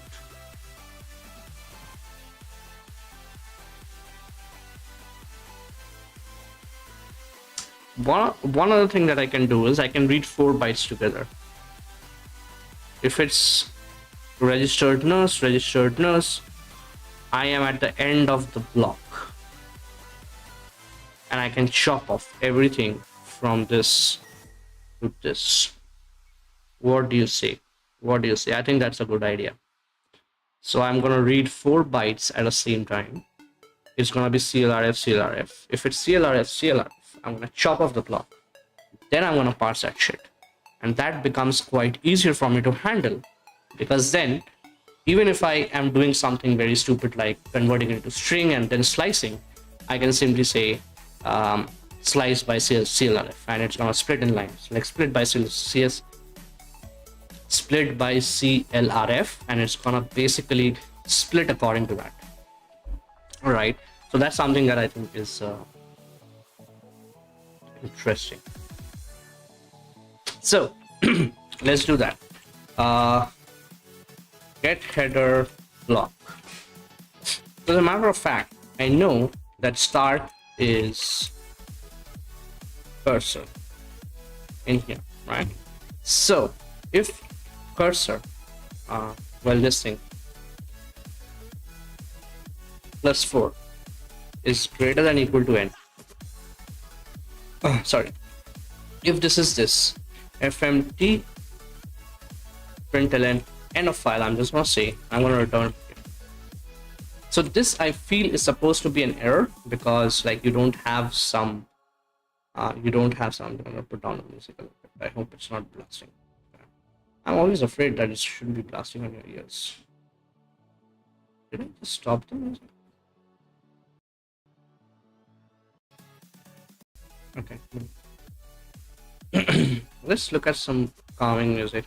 Last day I was playing an NCS playlist from Spotify, which obviously some random people just accumulate everything together, and all of a sudden my stream got stopped, and it says that okay, it's a copyrighted music, and I was pretty sad. Like I was in the middle of something, and like if that happens, it just gets pissed off. Stop everything, and I kept continuing with my work. But yeah, sometimes a little bit annoying. So this I want to increase the volume a little bit, because this is going to be very, very slow. But yeah, if it's blasting, just let me know in the chat, please. Okay, so here now what we're trying to do is, if you can simply say start. If start plus 4, or you don't even have to find this guy. If start plus 4 is greater than or equal to n, you say end of file, something is an issue.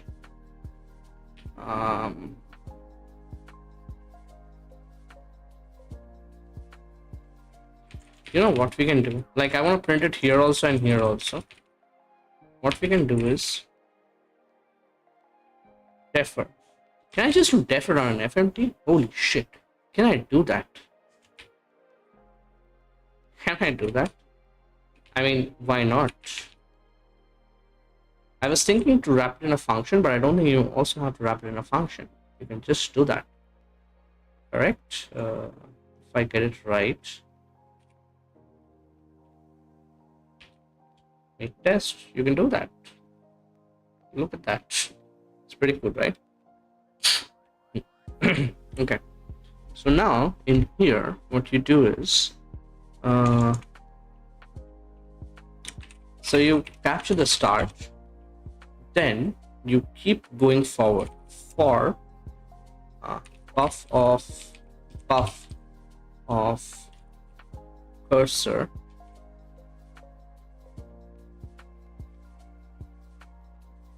equal to d.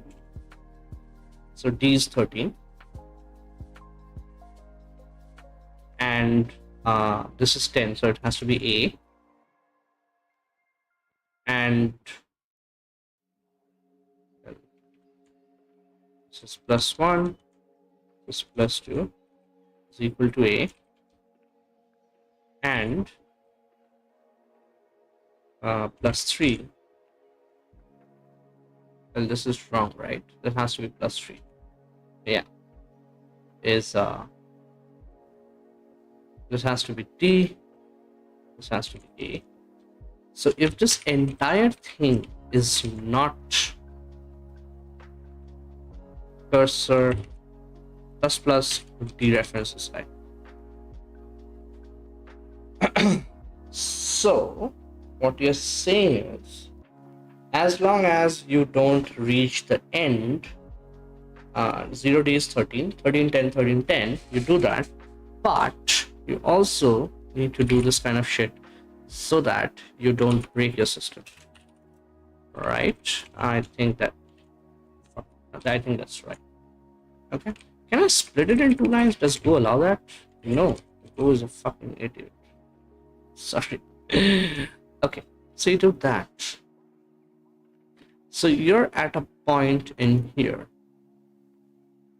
You're at a point in here where you would be here.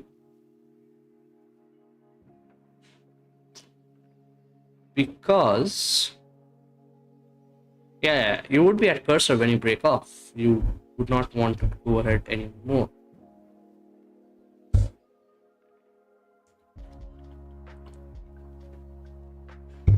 So I'm just going to assert for now that that's correct. Okay, we have to do error handling later on. But for now, I'm just going to say buff of start to end. Okay, I'm going to say this is headers. When this is headers block, let's say. And let's say if we fmt printf headers block is the same. Does this work correctly?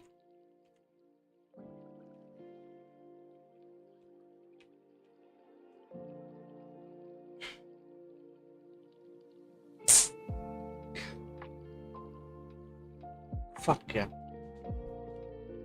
Only thing here is, I think we have to do -1 because it's also taking the new line. For some reason, it's taking /r. Why are you taking /r? No, it is not. Then why on earth? Aha! Because I am printing that shit. I'm another fucking idiot.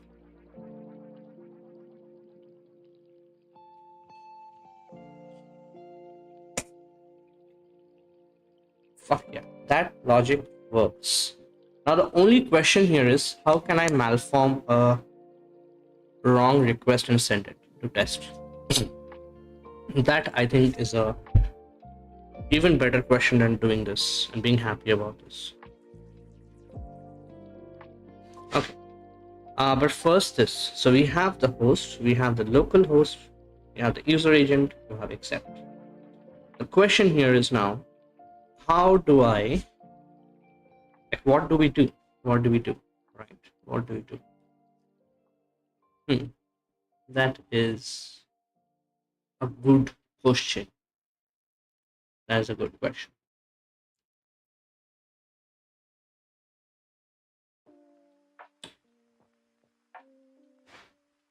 Okay. First thing first, I'm gonna go with very simple, dumb solution right now. Do I want to go with that solution? Let's do something right away. Let's do something lowly poly. Okay, so for I, which is from start, and then this has gone down to cursor. Okay, so now what you do is, the very first thing you're trying to achieve right now is, well, you don't do that because it's a while loop. The very first thing you're trying to achieve is parse the line, parse a key. Right, you are trying to parse a key. So let's say j is equal to I, which I know for a fact is this. So while again, you cannot write while. Sorry, while I is less than cursor. Now we are putting a check in here, but we are not handling the error if it actually falls in that thing, it's an error because you got the key at some point, but you don't have the value there, right? So we're not doing that.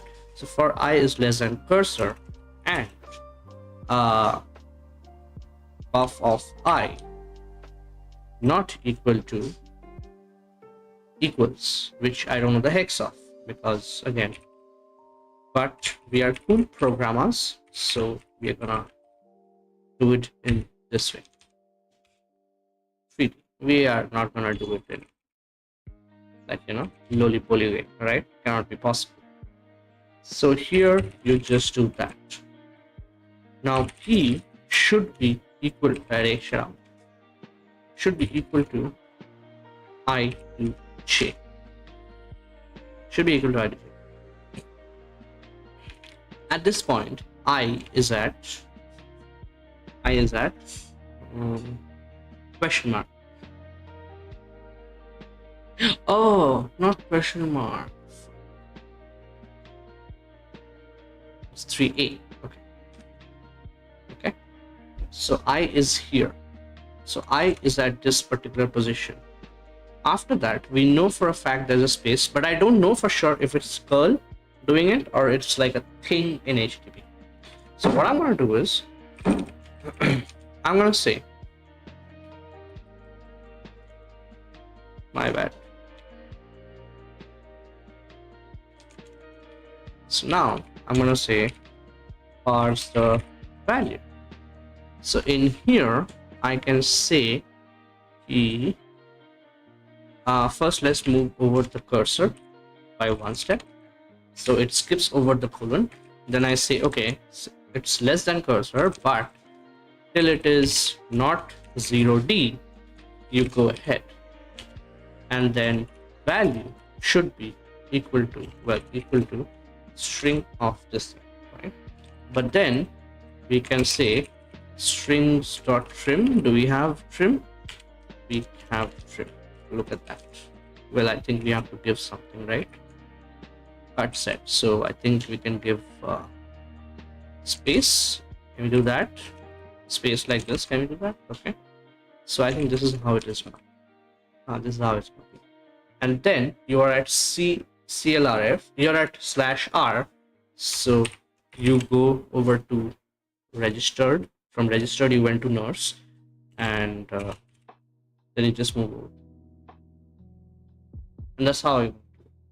But now we need a headers, right? We need headers.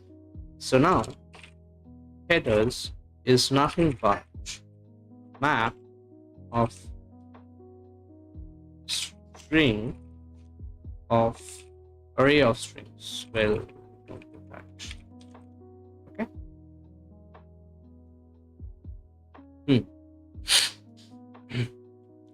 So now how you do, if I remember correctly, is you say headers of key.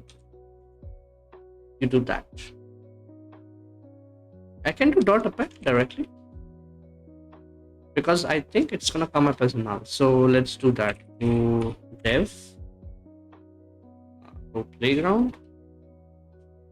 So H is make map of string of strings. Okay. And in here, I'm just gonna say age of A. What are you gonna give me? First of all, it returns two things. It doesn't return two things. This guy returns just an empty. So are you telling me that I can just say age of A, whatever, A1, and if I just do that, then it's gonna append?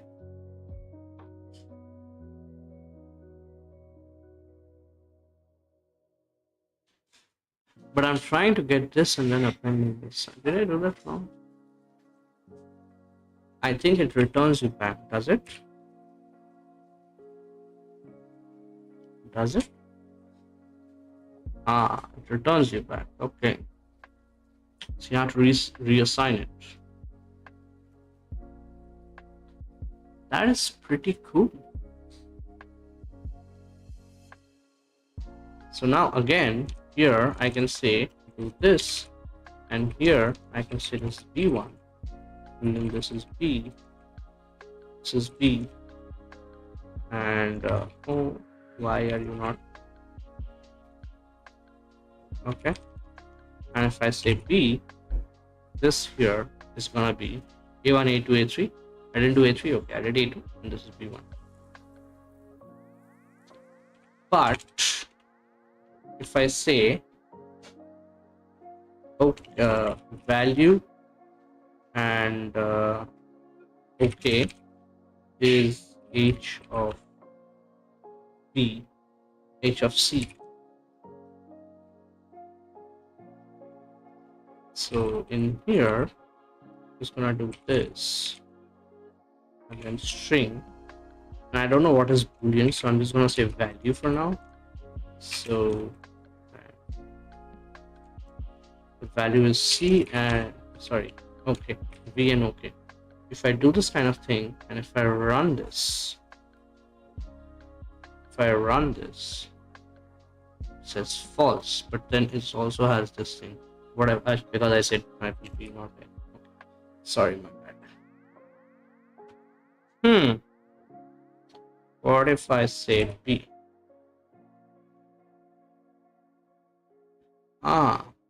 But if I just access this, it's always going to return me default value and not.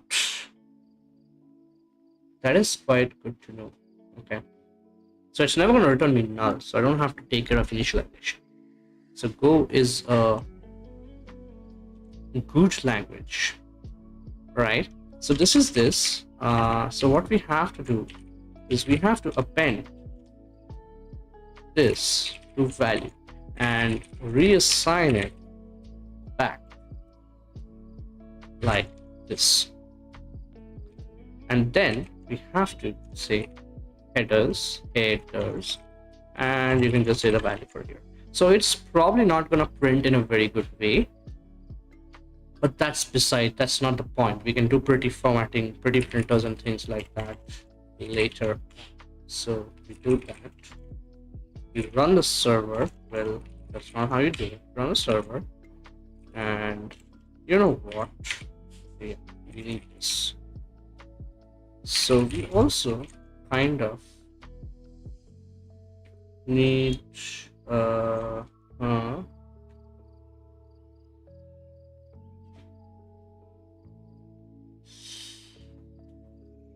so I sent something weird and it failed. That's interesting.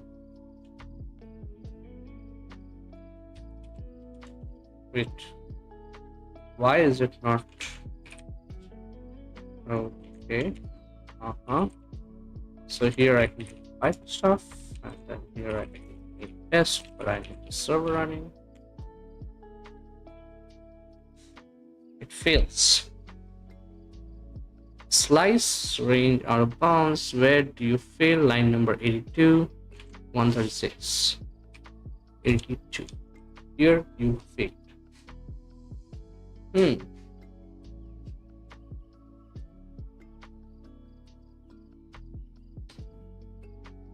I think I know why it failed.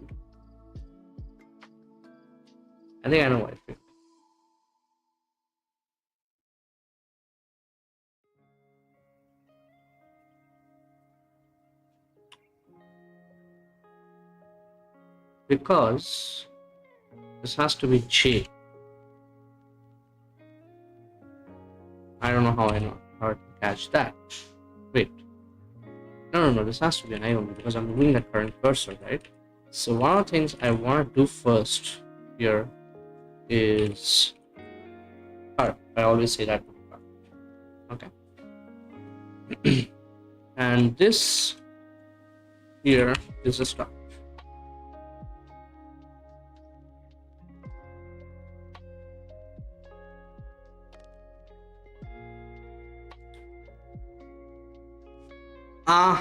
Because I'm dumb. I cannot do that. I have to sp current, and then this is what I should be doing. That's one thing. I don't know if that was the issue. Still not the issue. Something else.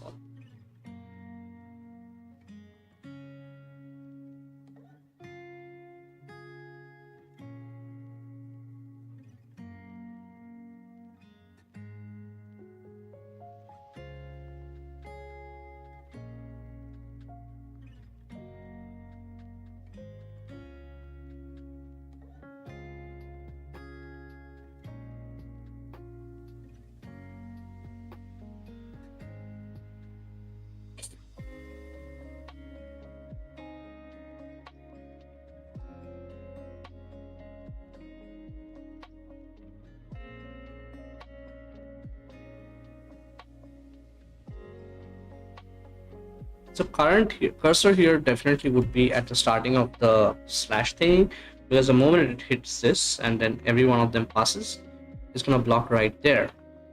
Right? That is the case. If that is the case,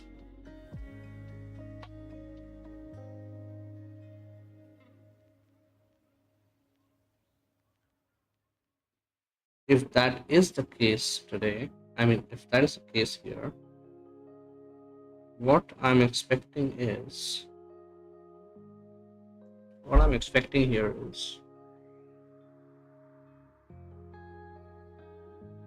fails here.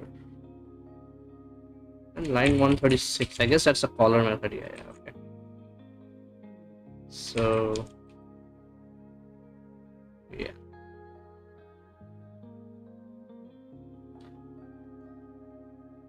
Fails here. Aha!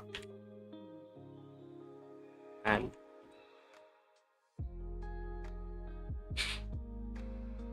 nice. Very nice. Make test. We cannot do that, so I'm just gonna rebuild this entire piece of shapesa, and that's all. Now it fucking works. Thank God. Thank God. So we say request path is slash HTTP version is this thing. Then we say map, which is accept. But now is the idle question that if I pass in multiple things, how would it work, right? How would it work? So quick thing, perl pass header. I think it's dash dash headers. I forgot how to do that. Okay. Dash h, not headers, and I just give it a string. Food. So now let me do this. Moment of truth. Well, perl -v HTTP. So we have to say header content type is application JSON. Another header content type application XML. Another header saying name. Wait, do I have to give equals or no? React my name for no reason, but then HTTP local host 8080. Okay, in here what happens? You have two things accumulated as content type. You have host, you have name, you have user agent. Did I say prior? They are prior. I said prior. Okay.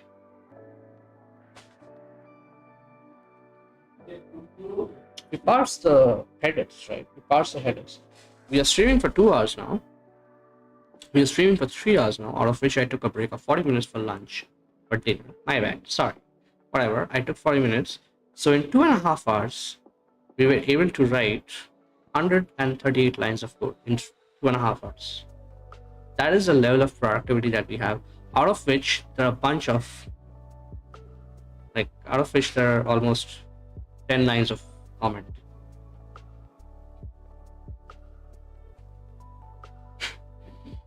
But chalo, progress, right? Progress. Cool. Next, what do you have? Next, you would have something called body, request body. Now request body, as far as I know, it would completely depend on two things. One of them is the content length, because I always want to read sized strings. That's one thing. And the request also ends with CLRF. That's one thing. Okay, that's one thing. So now what we can do is we can do a little bit of thing in here. So let's say this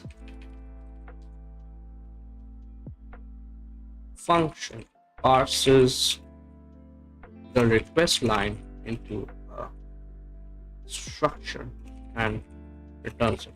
So I think the time has come to say internal, and in here, for now I'm just going to create here, and I'm going to just say request.go. Okay, and this here can be code. For some reason we can call it code. Okay, so how do you define a structure in Go? I forgot again. I don't think you do type def. Let's see. So I think the way you do it is struct request line. Yeah, most like this is how you do it.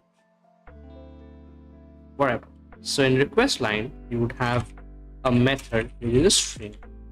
Then you would have path, the string, and then you would have a version, which is also a string. Well, that's not how you do it. I think that's how you do it. No. Aha. Like this you do it.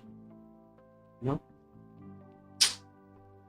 Man, I keep forgetting Golang struct type, not type def. It's a type. Okay. Okay. So now this guy parses the request line into request line and returns the struct and returns via request line.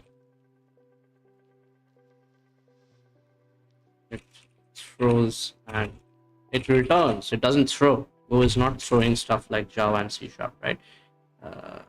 It returns an error if it cannot parse or unexpected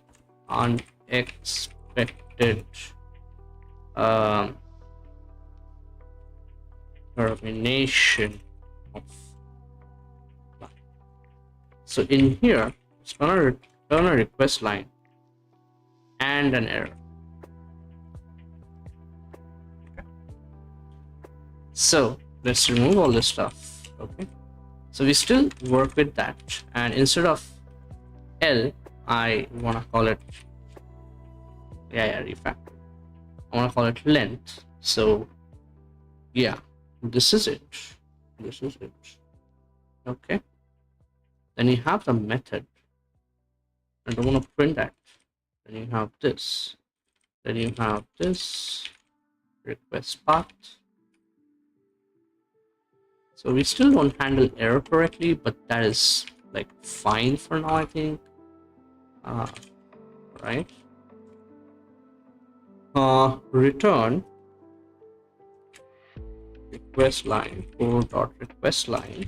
So method is a method. After that, path would be request path, and then you have version. So this is HTTP version and nil. You return that. Okay.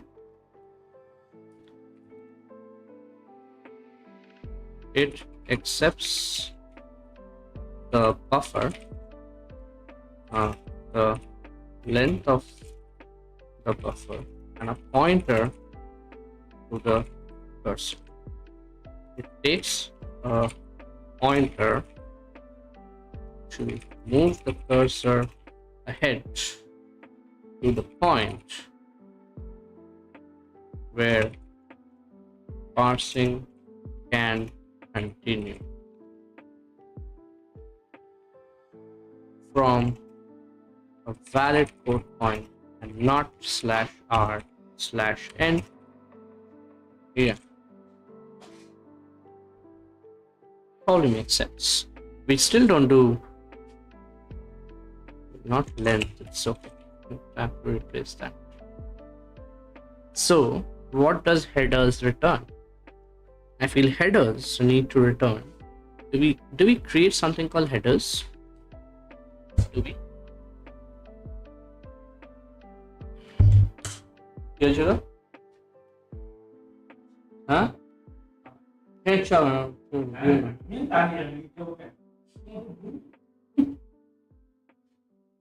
My cat is trying to bribe my entire family to get him some food. We just gave him food, he finished it, and he wants more. But he keeps on wanting more and more. So we decided not to give him because the doctor said. So he's trying to become more cozy with my father, with my mother, trying to show his love. Okay. Anyways.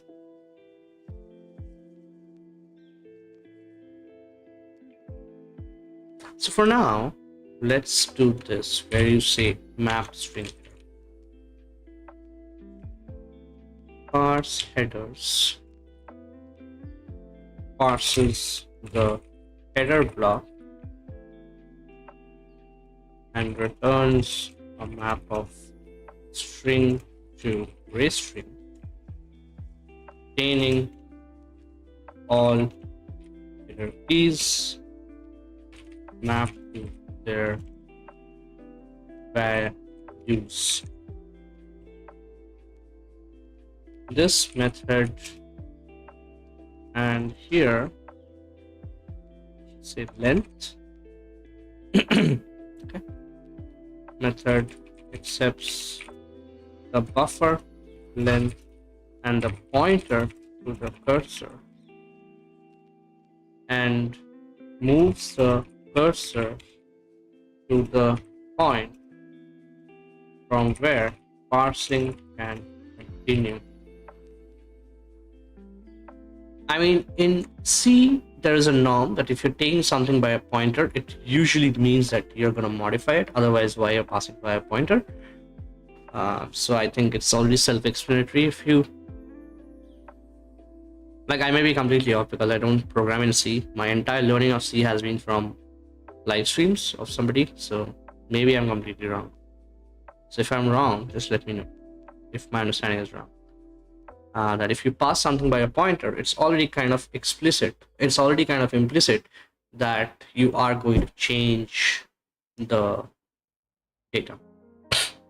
You're going to manipulate it, specifically things like integer and things like that. Okay, so in here, I'm going to say nil, and I think you have to say errors.new end of file. Unexpected end of file. Unexpected end of file while parsing headers. Okay, so you do that. Parse a key and all of that stuff. Then return headers and that is basically. Why is it giving an error?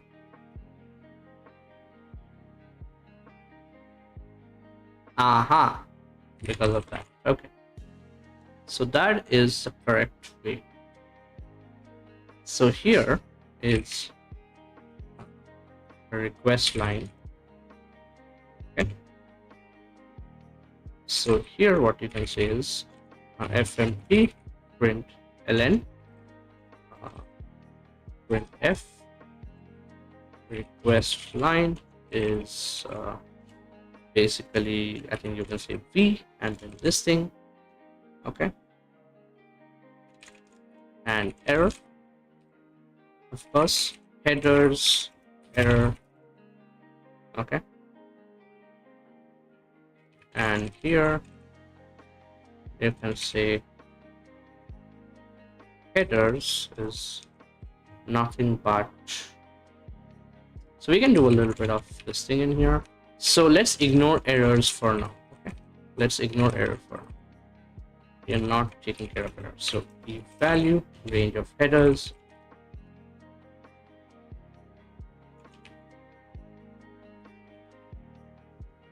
so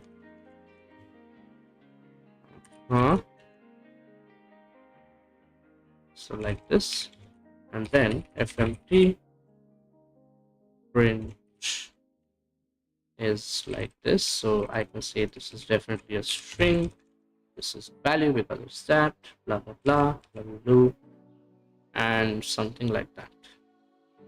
So we have this thing here where we can say this here is a parser. I mean, yeah, I don't know like how we can organize the packages and things like that, but yeah, something like that. Let's quickly test it out. So make well, you have to run the server, and then here if I think here I have code, and then if I run the server, if I say this is how it works. And where on earth are you logging headers, things like that? Okay, let's okay, let's do that. Okay, here I can say that, oh, I don't need that. Make and this thing, and you say that, and you print the request line is get http this thing, header is like that, blue blah blah whatever. So yeah, kind of did the parsing of that. What we have to do instead right now is parse the body if it does exist. If it does exist, right?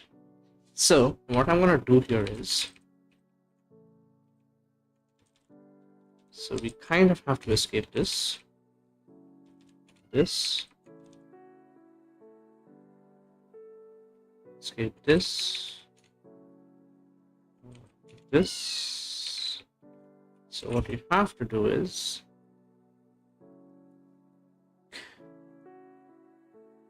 how do you do it? I forgot. So you cat this thing, right? You cat this thing into get.sh. Fuck, that didn't work. So I definitely didn't escape something. I feel like that. So we definitely didn't escape. No, that is not needed. This is escaped. This is escaped. Escaped. Everything is escaped.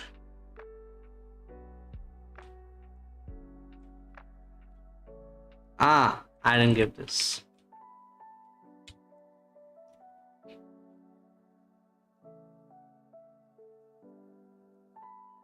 How do you do that? Cat text into file.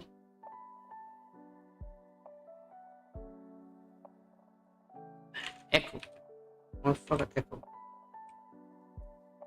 So, so you do echo, and then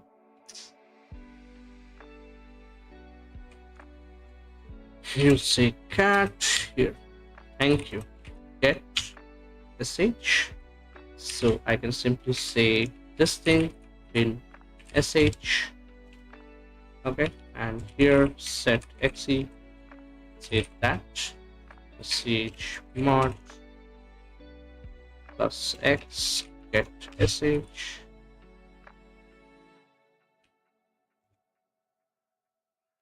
There is a very loud ambulance passing. Okay, so if I do that, you have this. It's pretty cool. Okay, so now I think the next thing here, what I want to quickly do here is that, so web server. So we kind of digressed from our challenge in here.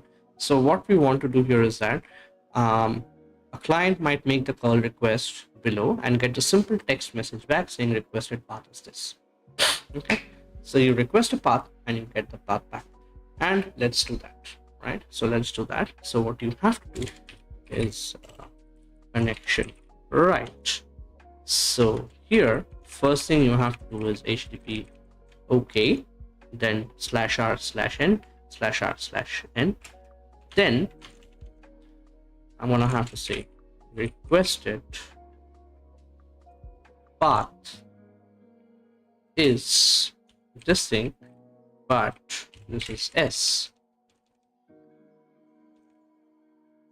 So let's extract that out in here first. So fmt s f printf this thing in here. Now I'm gonna say rl path. Okay, so the message is this, message is this, and you write it back. You can ignore the error for now.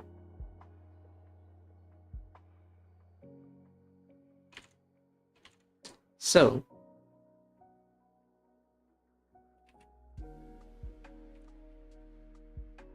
one of the things I want to do here is, yeah, so make call the server, and you just say make test, and it says exactly what it does here. So we kind of already did step one. We kind of finished step one. Okay. Once you receive the data from the client, you need to parse and all of that, blah blah blah. And yeah, this is exactly what we did. Version 200. Okay, so one of the things we can do here is we can also replace a version. So here we can say rl version. Okay, so here name and this, and if you do that, this is requested this thing, and it, we know for a matter of fact that it responded back with the correct thing, because curl could easily read it. Let's say I do not give this back, then it won't be able exactly. So yeah, it won't be actually by default took something, but it won't be able to recognize what the heck is happening. What we can do in here is say this is ABC. That's one thing that we can do. And suppose unsupported HTTP one subversion in response. Still kind of, yeah. Anyways, what about this? What if I just remove some of the registered nodes? This should definitely be an error.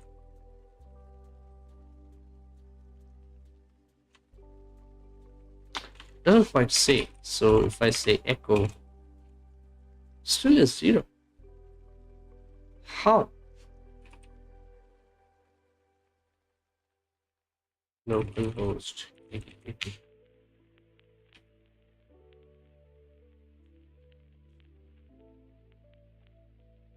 That's weird. Wait a second.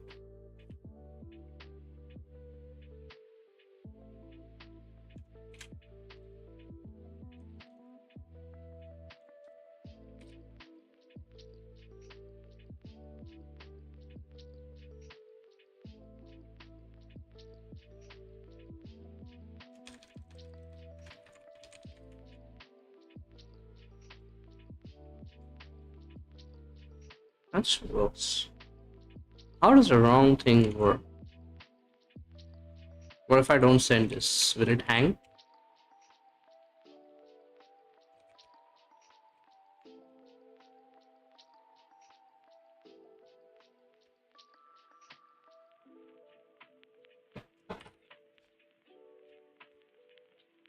empty response because you didn't receive the end.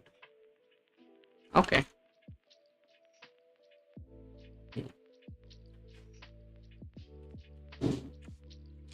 But anyways, this is what it is. But one of the things I think um, we can always take care of is, so if I just do fee, no chunk, no close, no size, assume close to single end. So this is one of the things that I feel is not correct, because we have to send back some of the things which is expected, right?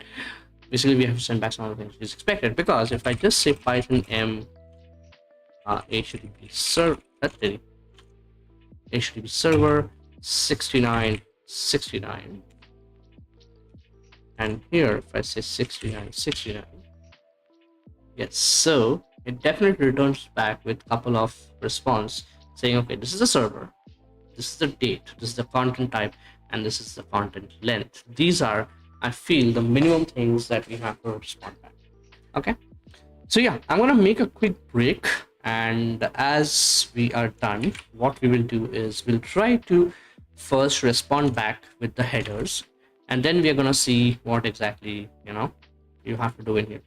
So a couple of things here. So the first thing, the next thing that we're gonna work on today is tonight is we are gonna first return back the basic set of headers, and then we're gonna first make the server like a server, which doesn't always kill itself when you make a request, right? So yeah, we'll make a quick 5 minutes break, and I will be back. And thank you so much for everybody who's tuning in. And yeah, I'll be back right away.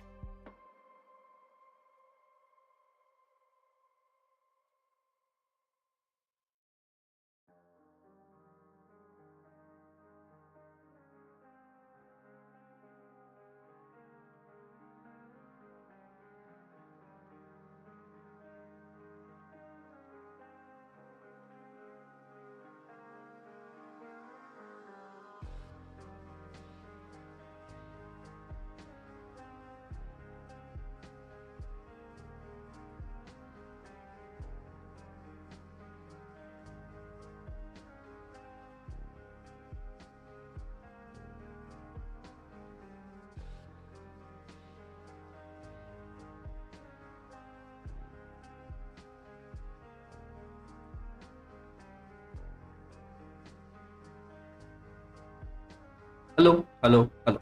How's it going? One of the things I realized in the break is that my voice is a little bit coarse. So I'm gonna put it down a little bit. And here, I'm just gonna say, um, I think the expander probably need to put it down a little bit on the threshold. So that's one of the things I'm gonna do. I hope the voice is a little bit better. And if I go to filters, I'm gonna increase this thing and this thing a little bit. I hope now it's a little better and not like bad. So hopefully not like that. Hopefully, I still have to get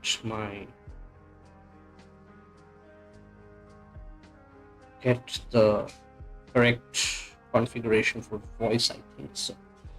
Oh, that's really okay.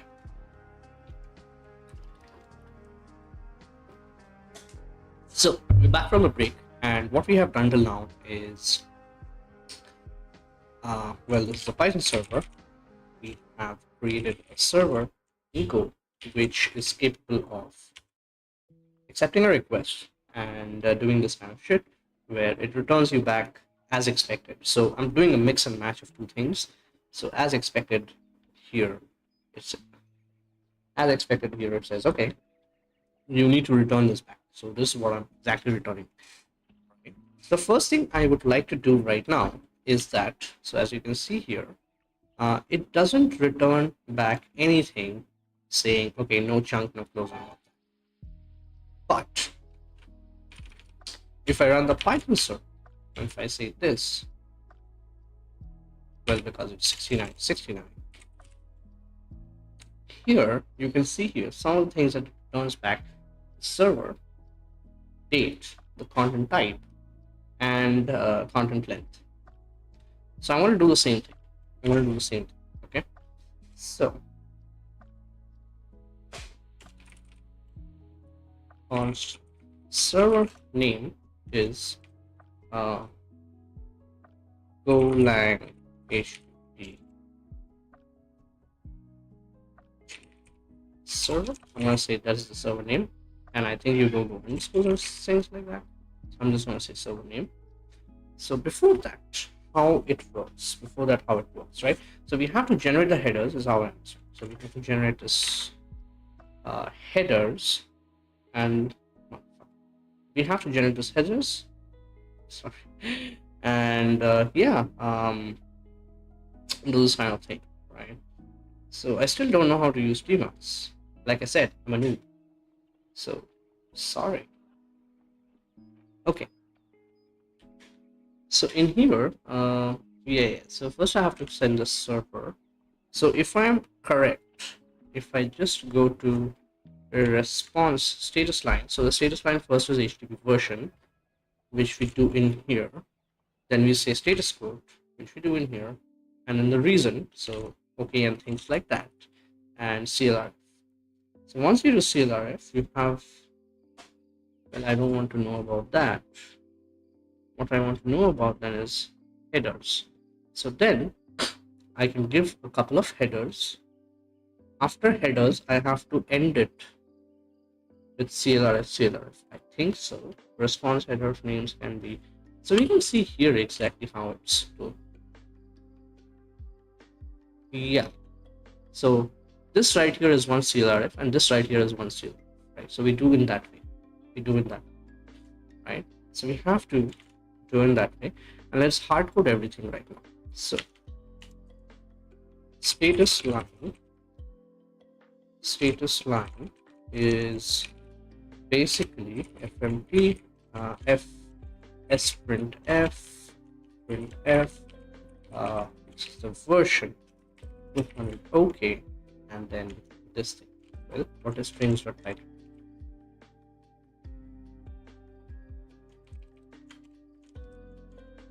This is the version, and that is all I want to say. Well, what am I doing? Request line dot version. Maybe I think this is better called HTTP. This probably makes a little bit more sense. So this is a status line. Okay. Now the next thing is headers. And I think what we can do is, so let's rename this to request headers. So response headers is the same thing. So response header of server is nothing but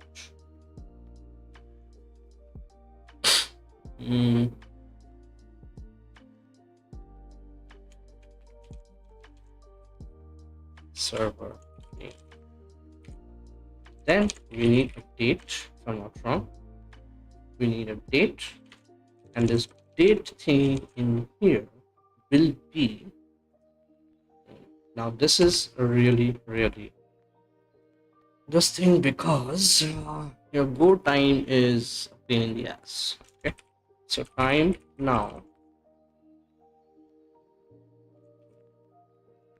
and then empty print ln t. So that's one thing, I think. Yes. Then what you have to do is probably, so we have to look up the package and stuff. So let's look up the package. cd dev github preact golang. Okay, so in here what we have to do is go .time. So do we have any formatter in here? You have a parse, you don't have a formatter. Okay, you have parse but you don't have, so let's format format.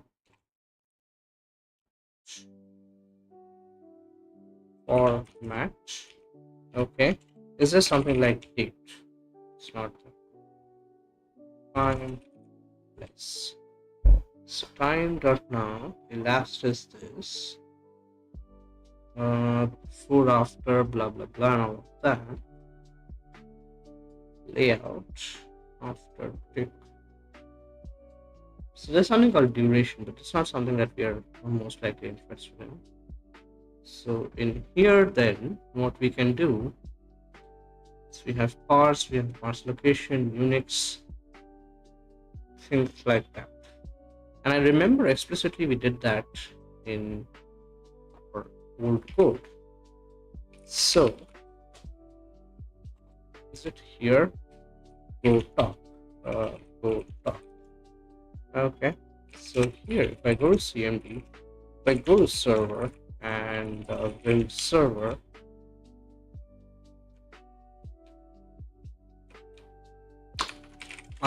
no.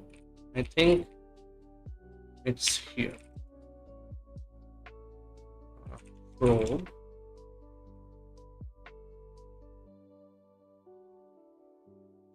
Echo. CMD. Daytime. Yes.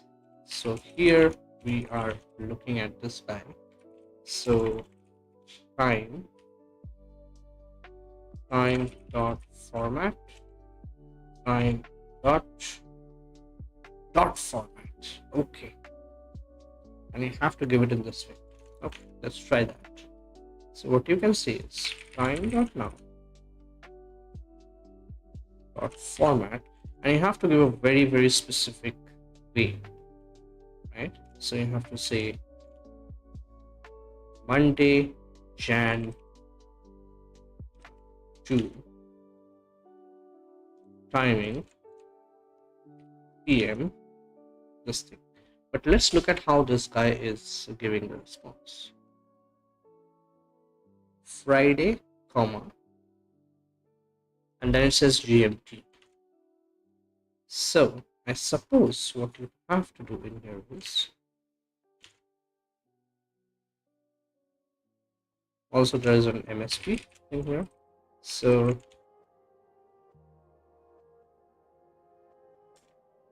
why that I am not getting, what is the problem?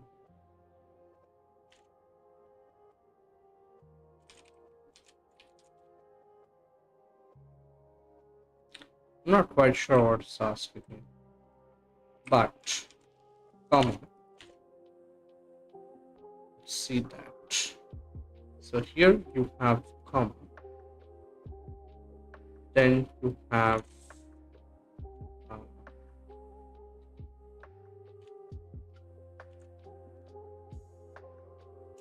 second Jan 2006 150405. You give it in that particular way, then you can say MST. Okay.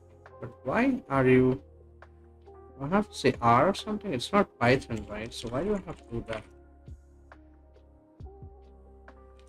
So now this is one of the things that we have to say. Okay. So I'm not quite sure what is the issue.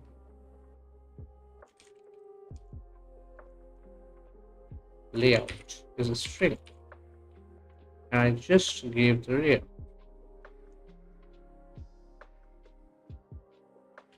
If okay, that's weird, man. Like that's really weird. Not quite sure. Does it compile? Like it's will compile, so the ID is being stupid right now. Okay. Then what next do you have? The next thing you have is content type. So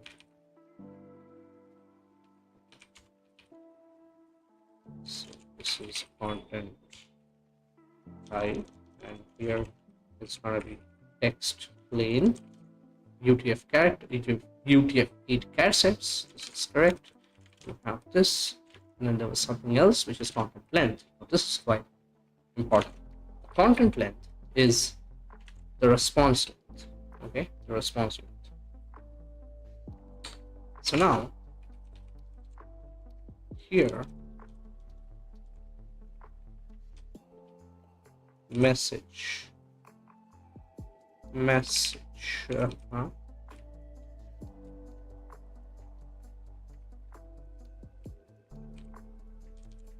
fmt as print f this thing rl part.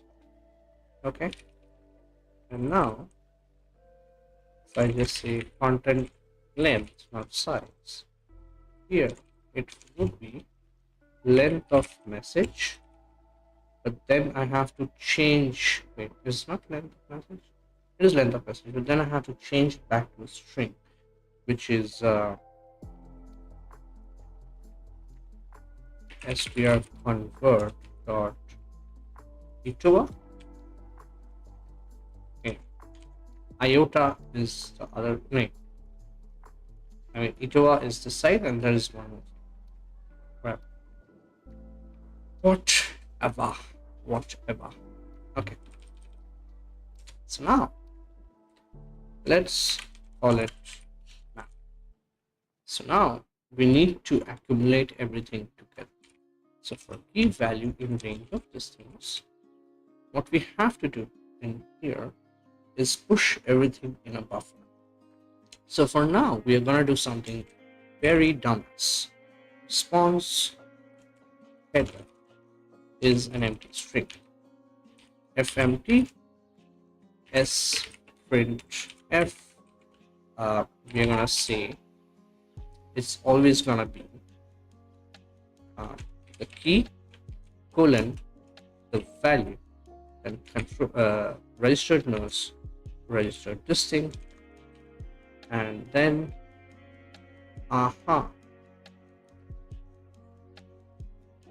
you kind of have to iterate like this,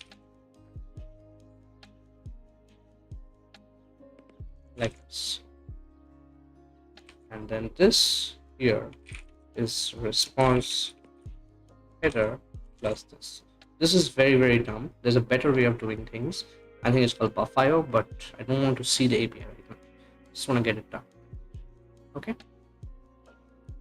So once you have this done for the entirety of it, so the last one would already come with this registered nurse. So what you have to do is response header plus equals registered nurse. Okay. Now be response would be status line control r control n. I mean slash r slash n. Then it would be response. Sorry, my bad. Then it would be this, and then it would also be the body. So and then this thing. So status line response header and then the message. And here we're gonna send that. Okay, here we're gonna send.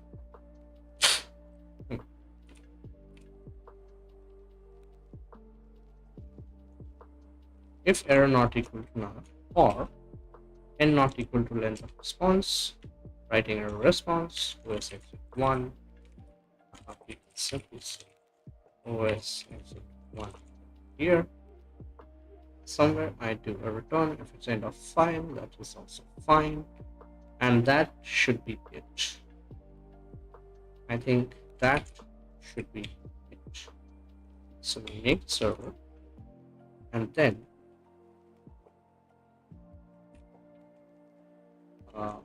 we test. Okay, everything works as expected, but what I want to do is perl http localhost 8080. Now access found writing body.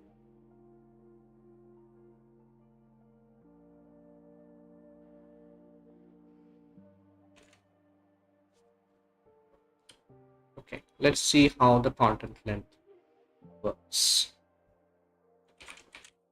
Content length.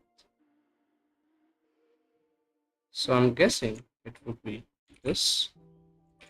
Then okay. The content length entity header indicates the size of the entity body in decimal number of octets sent to the recipient, or in the case head message blah blah blah. An example is this. Application should use this field to indicate the transfer length of the message body unless it's prohibited by the rules in section 44. Okay.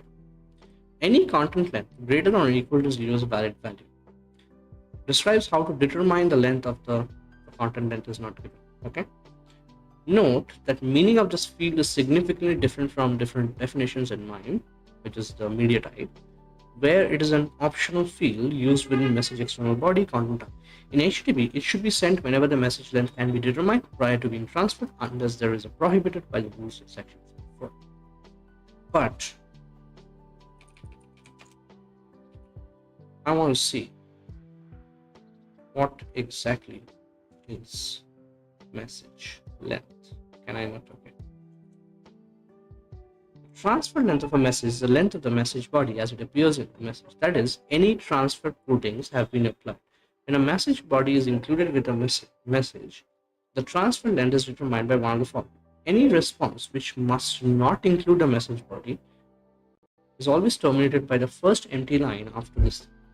If a transfer encoding is present and has value other than identity, and then transfer length is defined by sufficient. If content length header is present, its decimal value represents both entity length and the same if two lengths are different, blah blah blah. If the message uses multi-part byte ranges, which we do not support,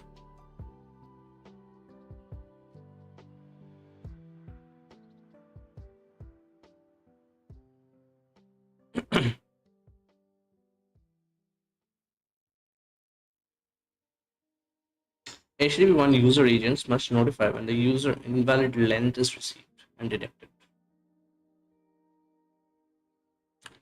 So it feels like content length isn't really the length of this thing.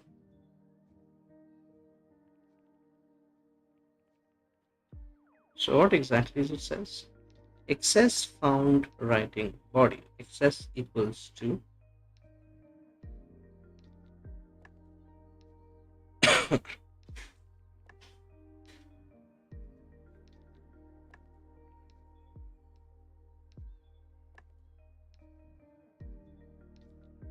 so what is the length of this by the way?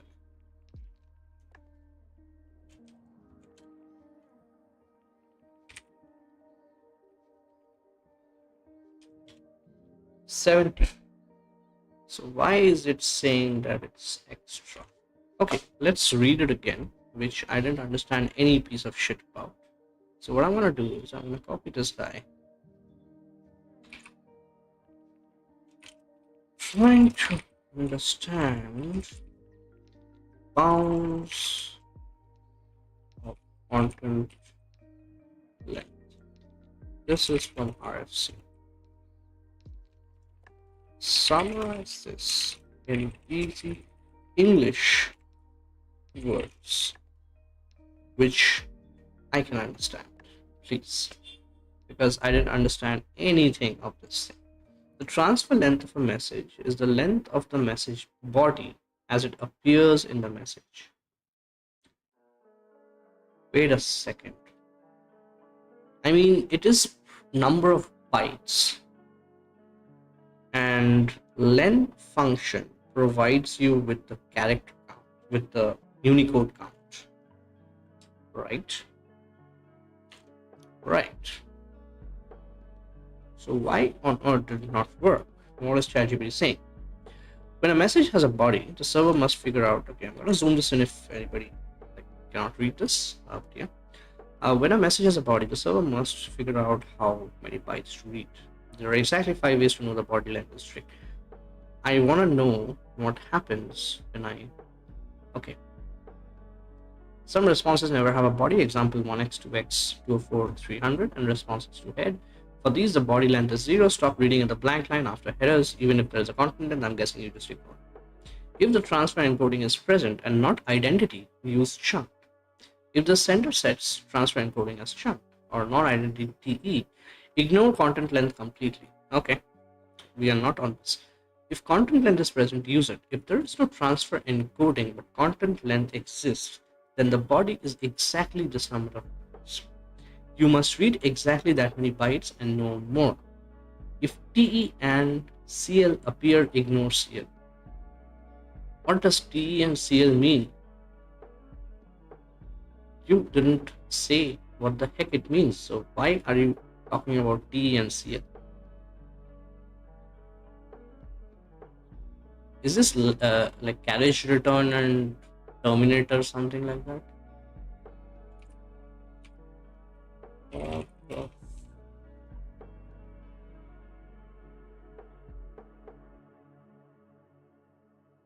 Okay. You must read exactly that many bytes and no more. I understood this thing from here. That much I understood. It's exactly saying what you just mentioned in one line. I want you to tell me where exactly did I go wrong.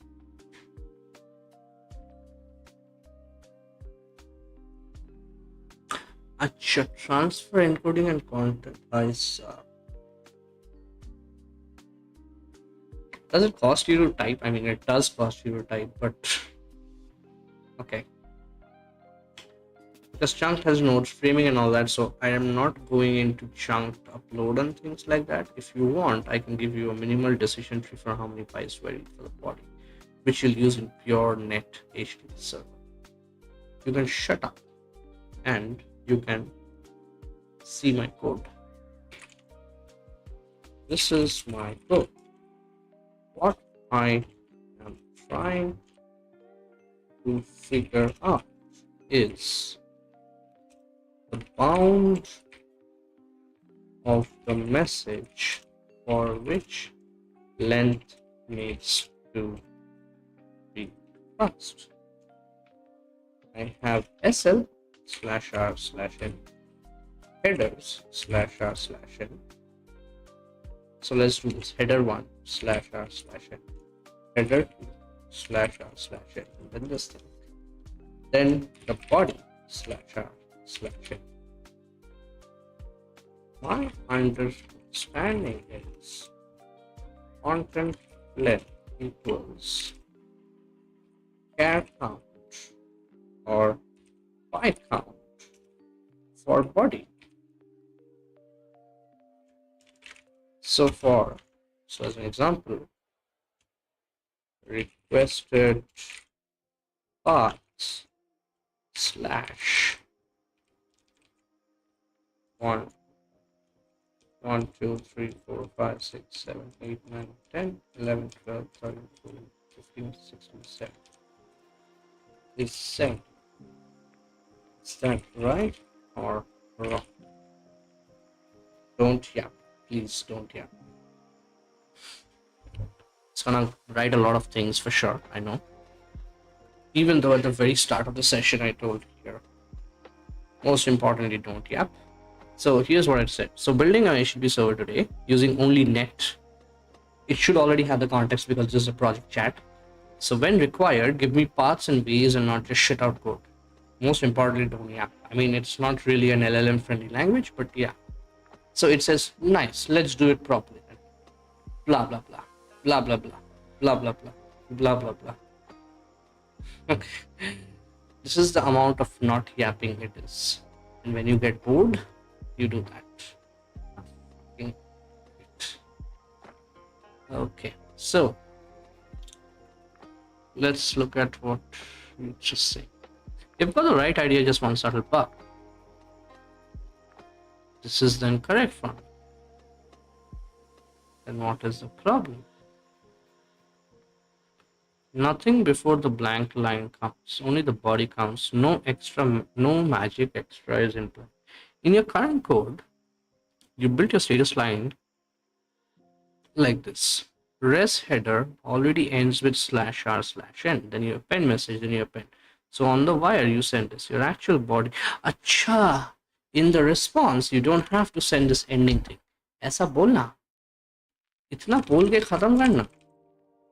But I mean, that's actually helpful. So that's actually helpful. So in your request, it would be request line, registered nodes, headers, each header line separated by registered nodes, then a single registered nodes, then request body. In the response, it's going to be the same thing. Status line, registered nodes, headers, each line endings are registered nodes. Then you have one registered node, so an empty line, sorry, and then you will have the body. By the way, is registered not Windows line endings? Is it not?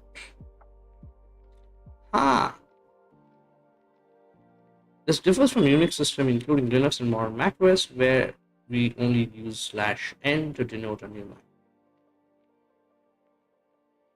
So the entire internet runs on the fact, or runs on the machinery which we all hate. I hope so. The Windows CRLF.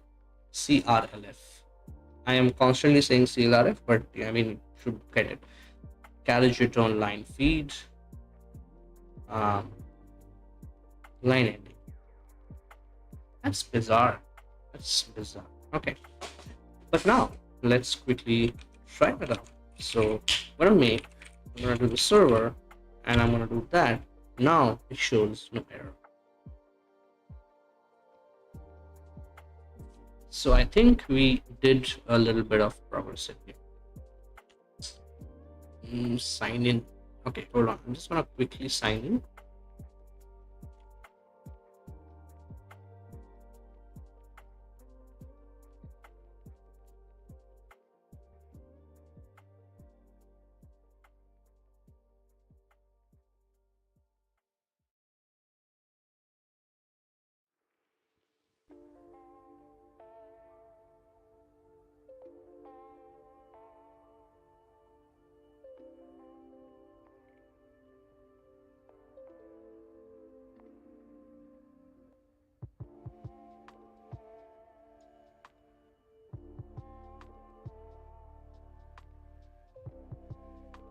Okay, apparently I forgot my combination.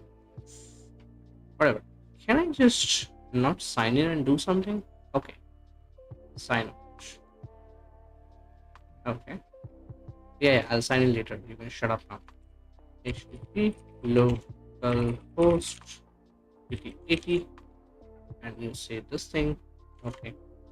And what if I say slash index.html? It says index.html. It says index.html. Where's response request? Wait. Where's response?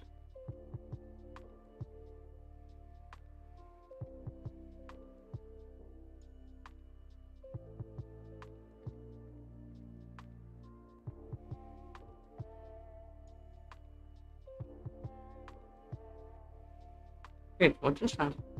Yeah, request line is this. So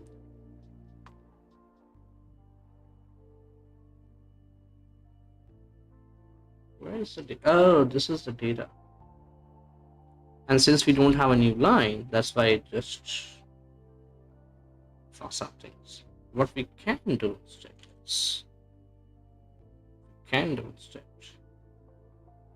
is in the message we can do that. So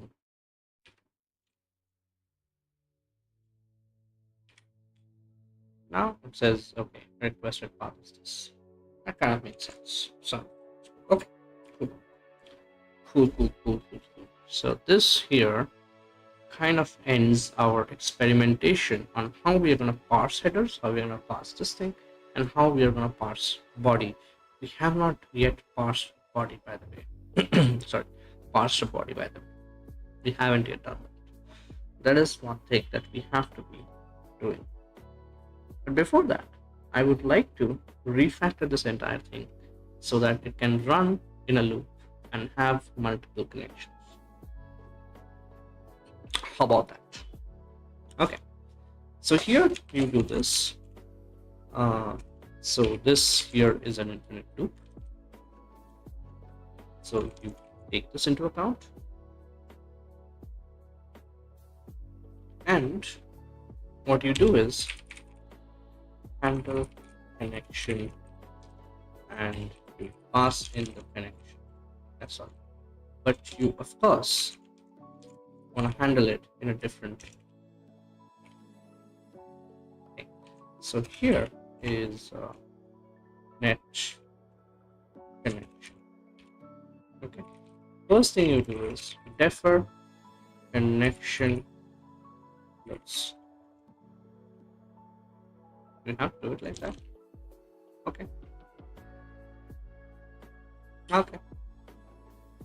Okay. So you do it like that. The very first thing is you do that. Okay.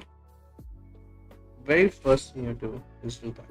Now this is where we need to be a little bit more careful, because now the next step would be to work with channels and create a channel on this side and create a channel on that side.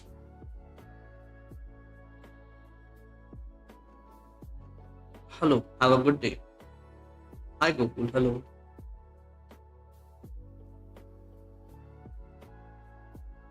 Are you the Gokul that I know?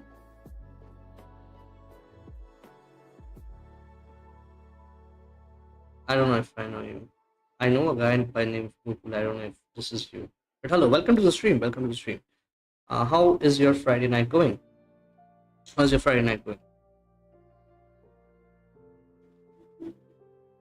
Okay. So here, so some of the things that we have to do is we have to create channels, and these are like two actors who kind of keeps pushing this side on, like accepting on the other side and things like that. But we are not at that stage, and I kind of forgot how to use channels because I did Golang stream a couple of time back, and I have to keep revisiting that. So I'm gonna take a piece of code from my Go chat, Go talk, so the TCP chat server. But yeah, let's see. So you handle that, and in here What you do is if error is not equal to nil, error accepting connection, and you just continue and you kind of ignore the error that you have. Okay, kind of ignore the error that you see. Okay, cool. So now, one of the things you want to do in here is you want to do this entire piece of shit then, right? So, error correct exception is something that we do not care about. So, yeah, so we create the buffer and we read from the buffer, and if something happens, something happens. So let's go back here. So if this is end of file, you say no more data to read, you say return. Yeah, I could probably just return from here. Okay, then one other thing is I don't want to print it anymore. So I want to do a cursor, and then I want to kind of do this, but then I don't want to print this anymore. I don't want to print this anymore. Yeah, I don't want to print this anymore. So here we are just printing stuff, which most likely we don't want. Okay. Then we actually do the message stuff in here. Okay. Okay. And why is request header saying unused variables? Because we don't use them. Well, we don't use them because request header will give you information about how much to read, how much, and things like that, and how to start parsing your body. Well, we are not doing that, so maybe just ignore it. Oh, you cannot do that because apparently it's not just a placeholder. Oh, okay. So you can do that. Gotcha. But it's like it's not a new thing, which is very weird. So, like, the fuck are you doing? Okay. So now, yeah. So this is how I think you can keep the server running.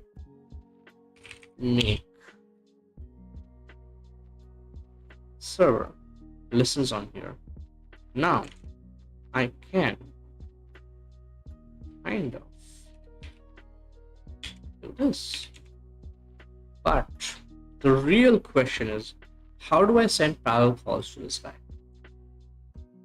How do I send parallel calls to this guy? That's a true question. Answer. Right?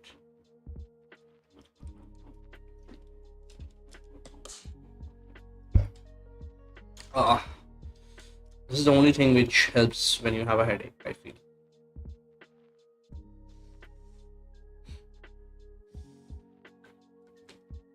Okay. So, also it's 1 o'clock in the night, and I'm feeling like I should go offline now. Because today evening I didn't sleep, or I didn't go out. I was doing some office work, so kind of getting tired now. But let's see. I still want to get something done here. I still want to do something where I actually have a client connection coming in, and it provides the information into a channel. Do we want to go in that part? Because it would be a more true async thing, and we might not want to do it unless, yeah, I might not want to do this. Okay. So I think this is quite good. We did step 1. So let me just remove that thing. Okay, so we did step 1 in here. Well, I don't want to know about that and all that. So we did step 1 in here. Right? Can we do step 2? So what happens is in this step, your goal is to serve your first HTML document. When the request is a valid path, your web server should return the document at that path and HTTP status 200 as in step 1. So first, let's create a simple HTML test page like this. Cool. You create that, and I can simply say HTML. Okay, and just to see that this is working, it is supposed to be working. I think where did it open? It opened here, so this works fine. Okay, this works fine. what we are gonna do here is, where is my thing here? And I'm sorry for flashbanging you. I'm really sorry. Um, Sometimes flashbang is good for your eyes. Sorry. I'm gonna flashbang a little more. Unless, let me see if I can actually, like, am I a front end dev? Am I? Let's see. Where the fuck do you write style? I think here style is equal to background. So this has to be FF, and then alpha. Do we give alpha? I don't think so. We give alpha. Okay, so here, so wait. Of course, there is one more problem in here. So this is background, but then what about? I cannot see the text, so I have to say this is white 0, 0, 0, 0, 0, 0. Hopefully, this is the moment of truth, chat. The moment of truth. Am I senior front end developer? Fucking not. I am fucking not. That didn't work. That shit didn't work. Okay. So, I'm gonna try one more time. Do we missing something in here? Okay. Let me show you how senior developers do it. Okay. Not just UI stuff. Okay. Senior developers do it. Inline CSS background color example.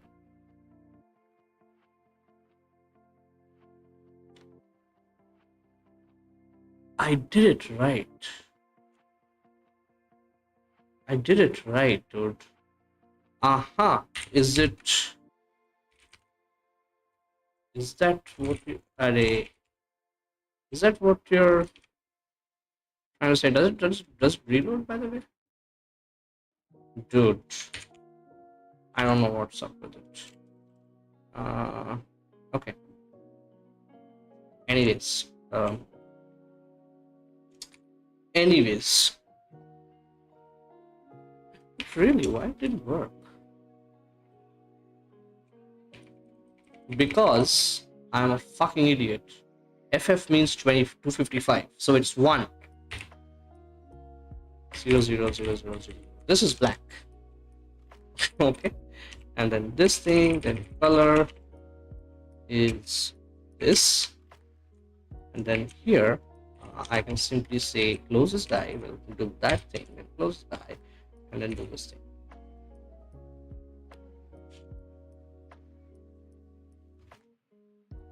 Who the fuck is a senior UI dev now, huh?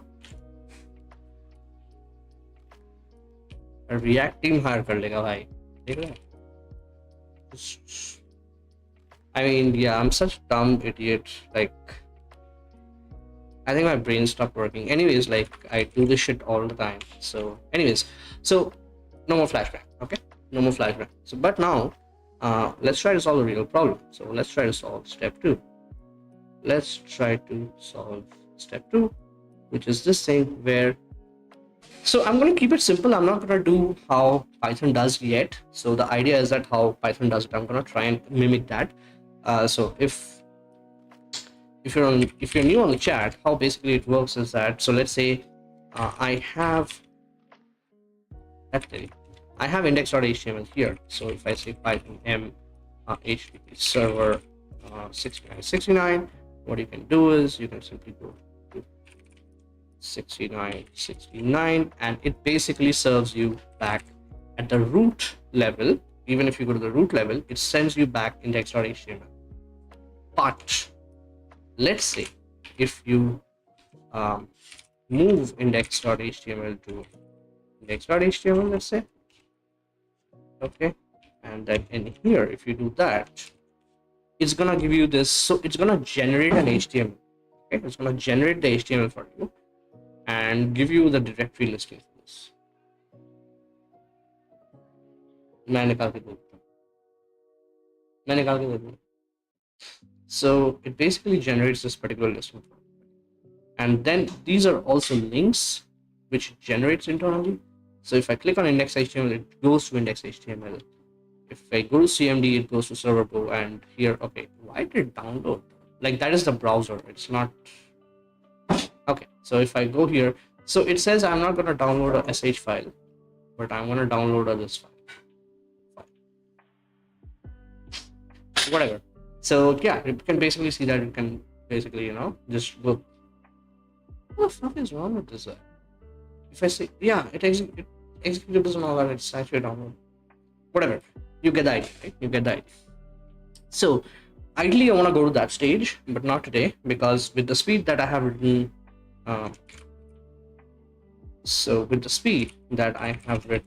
how many lines of code? 126 lines of code of Go. I feel that if I start doing that tonight, it's gonna take till morning. So I'm not gonna do that. Okay, I'm not gonna do that. XML. XML is also coming from IDEA. So yeah, you have .idea, right? So because of my Golang stuff, it's coming. But yeah, good job.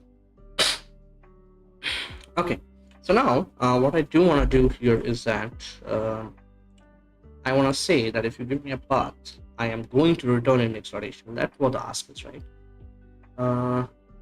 In this step, your goal is to serve your first HTML document when the request is valid, is for a valid path. Your web server should return the document at that path and this thing. Okay, so let's let's do this. Where let's try and mimic this thing, because that's what I'm going to do, and we're gonna have to do a lot of refactoring, which I am not bothered right now, honestly. Okay, which I'm not going to do right now. Okay, so right here, this here is the, we can simply say path. This is the path. Okay, this is the path. Sorry. If path is equal to slash, what you can do is you can simply say the path is equal to index.html. This is good autocomplete, I would say, in my opinion. It would just say path is equal to index.html, right? Now, the second thing that I do want to do is else.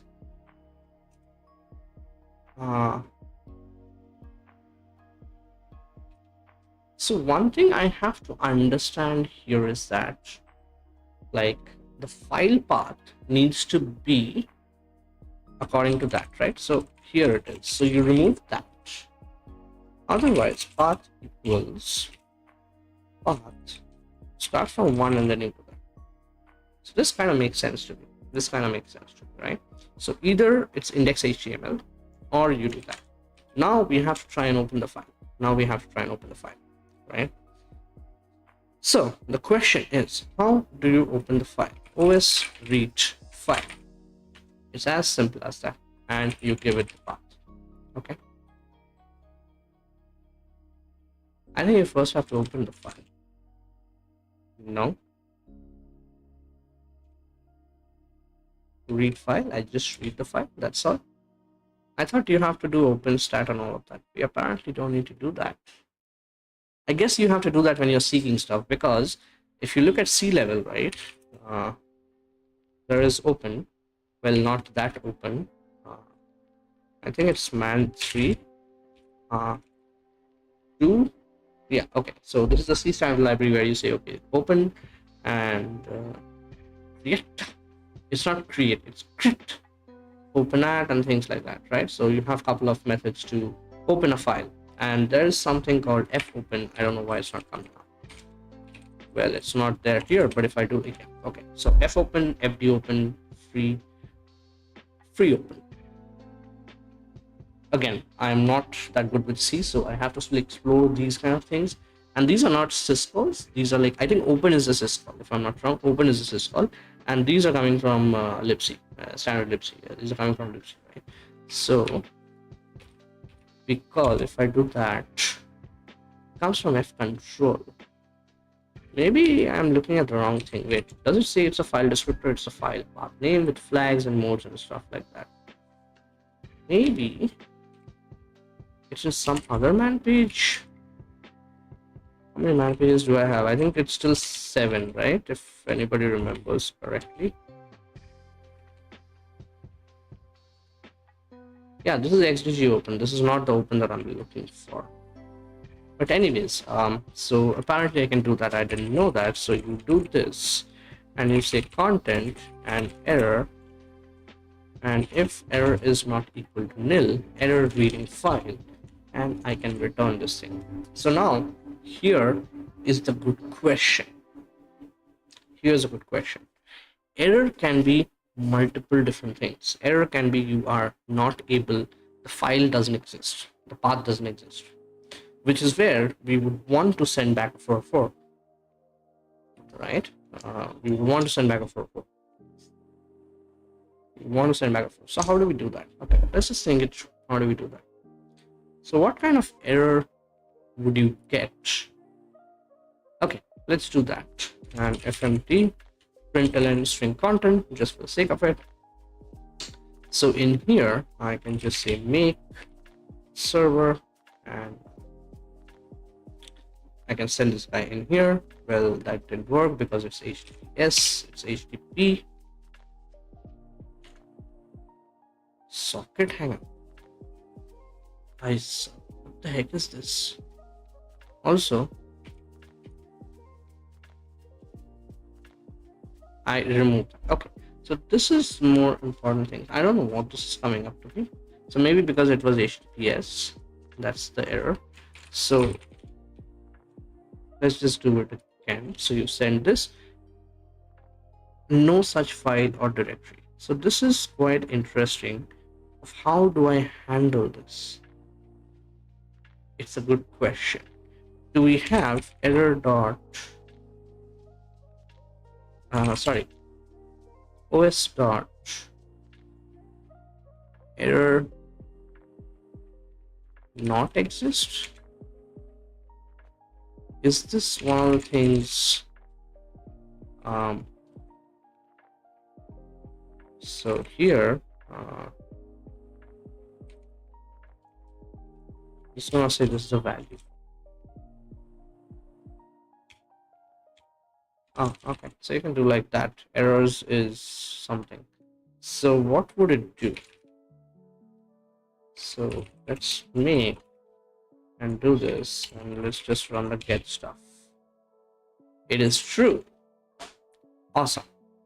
So what we can do here, if this is true,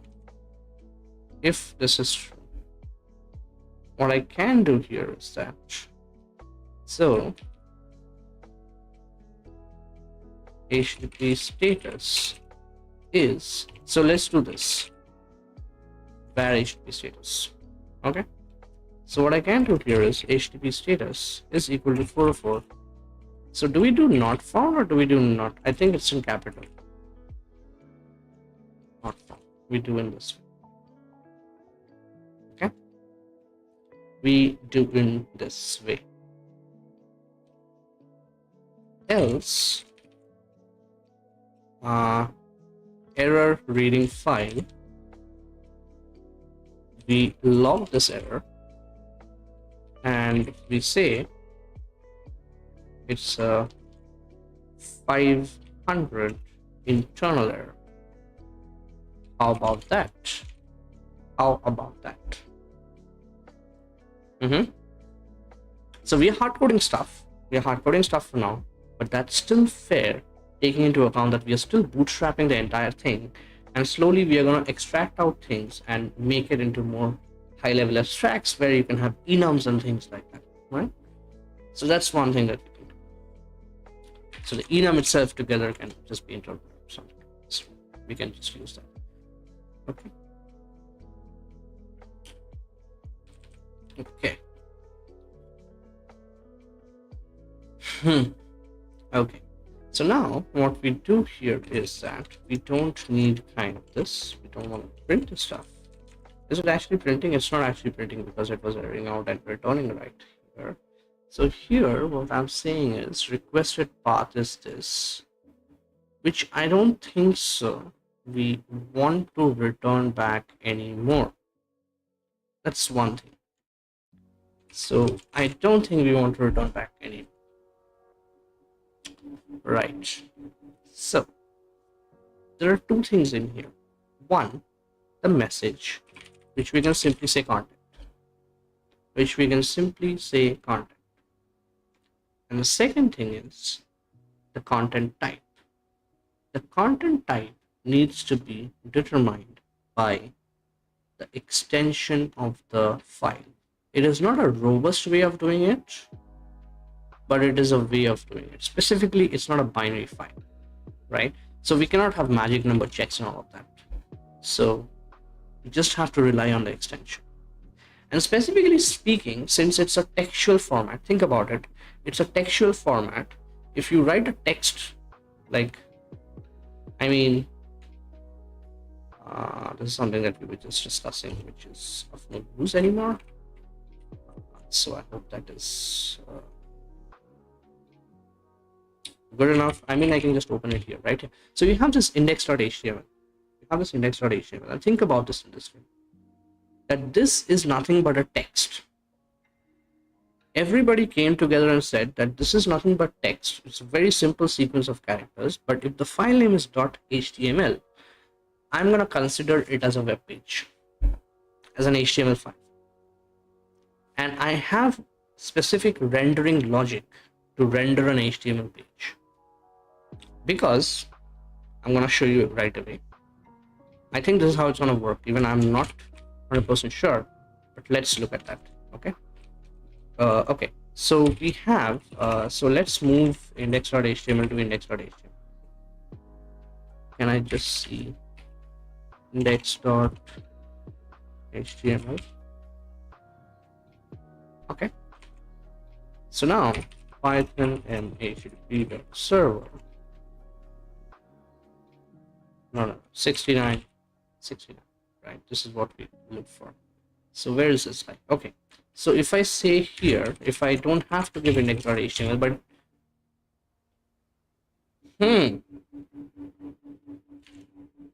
that is not how I thought it would do. Did I not give it index.html? Oh wait, this is the file. Wait. Why is, yeah, so 69. If I look at this, even if I went here, let's look at how it works. So I went here and it returned back the correct, where is the response? Okay, response is, it returned back the content type as text HTML. It returned it back correctly, saying this is a text HTML. And the web page and the browser was able to render it correctly according to the content type. This is what I am understanding. What if I move index.html, index.txt? What about that? And if I run this, it immediately changes, even though, so basically it is a text format, right? So it's not a binary format that you have a sequence of bytes in a very specific order to determine what kind of a file format it is, right? And that usually is called magic bytes. If you guys are not aware, this is magic bytes. So the first 4 bytes for a PNG would always be 89, 50, 40, 47. So we can look at that. If I go to downloads, I have a couple of PNGs here. So I have my own image as a PNG. So if I go to, so let's do, I don't want to attach and stuff. So let's go to downloads. So if I look at PNG, it is a PNG image of 288 cross 288 and an 8-bit color RGB space, right? What if I read first 4 bytes of create? Will that work? It worked. Look at this, IHDR. Okay. This is a very important thing. text to hex. IHDR. Sorry for again doing that. This is 49, 48, 44, 52. Okay. What is the magic by? For PNG, it is this. Motherfucker didn't match. Because. Is it on the other way around? R D H I. IHDR, yeah. Okay. 52, 44, 48, 49. No, it didn't match. Why is it not matching? I know for a fact.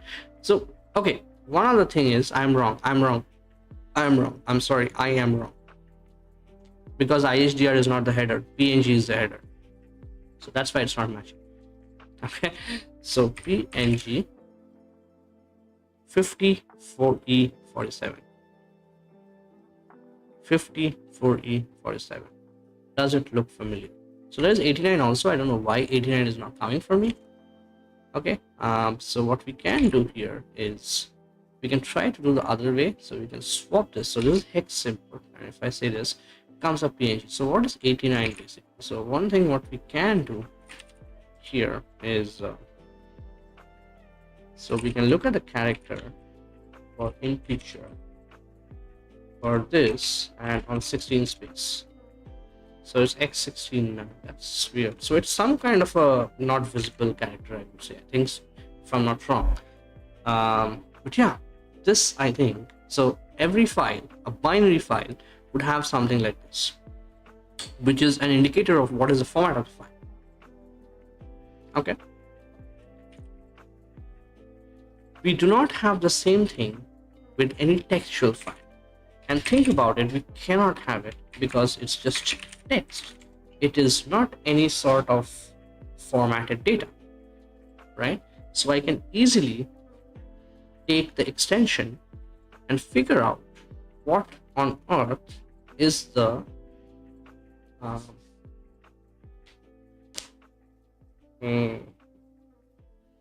file extension, right?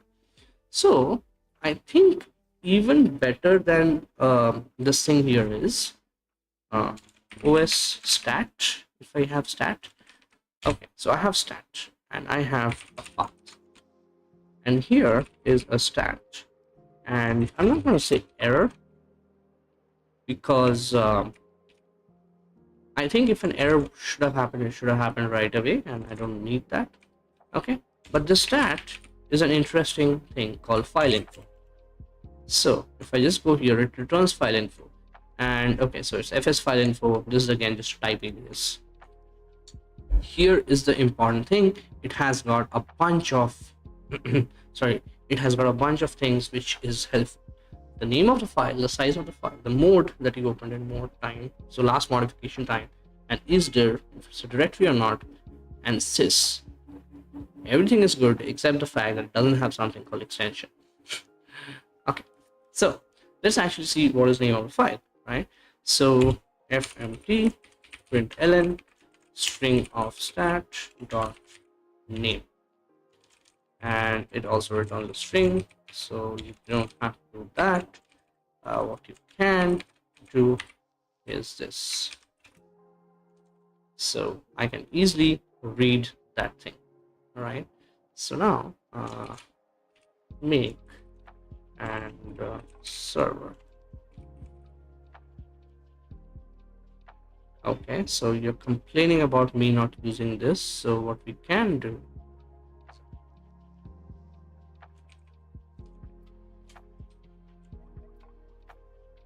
HTTP statements, we can do that. Be happy, undefined message. Where are you looking at message, buddy? Okay, so this is not message, this is content, but oh, you can do that. I think you can do that. Okay, now what I do want to do is, what did I want to do actually? I know what I wanted to do. So here is localhost 8080.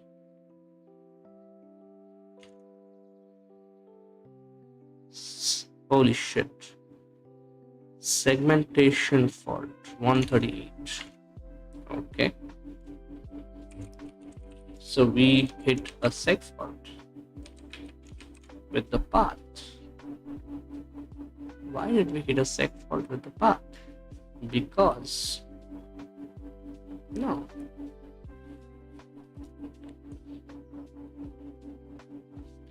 What is the issue here?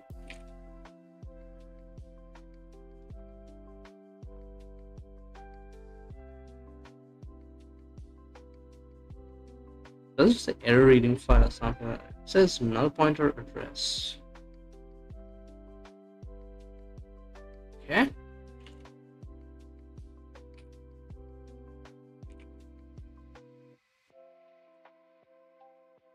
Okay.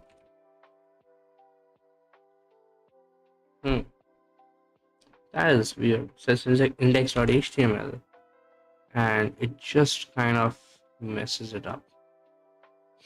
Can I just have something like path? Is it a...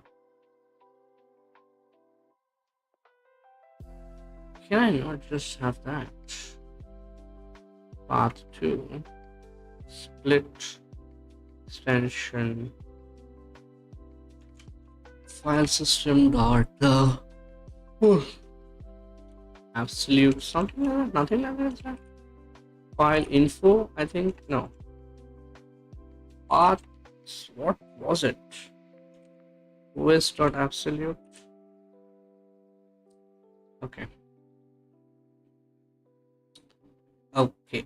So now I have to go back to this go by example. I have too many things open which I need to close, otherwise I can't concentrate in here. So file paths, reading files is one thing. So okay, but I don't have a temp directory and I don't want that. I just want the current directory. By the way, do I just say that? That works.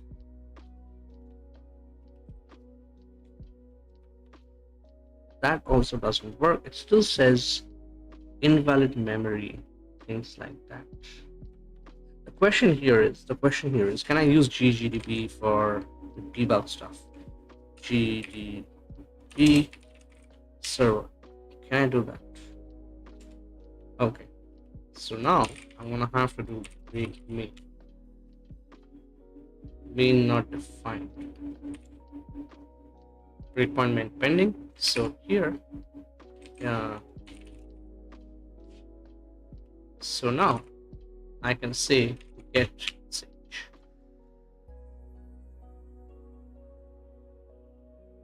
Because I even didn't start it. Okay. So well, I have to run the program. Yes. Okay, so now go repeat.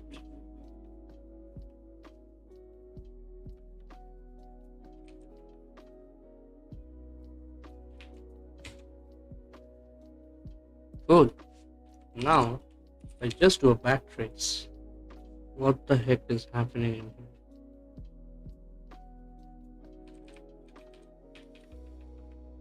So this guy is showing me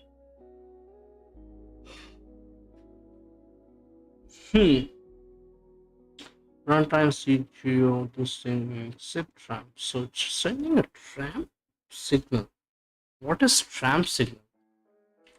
Sig tramp. What is tramp signal?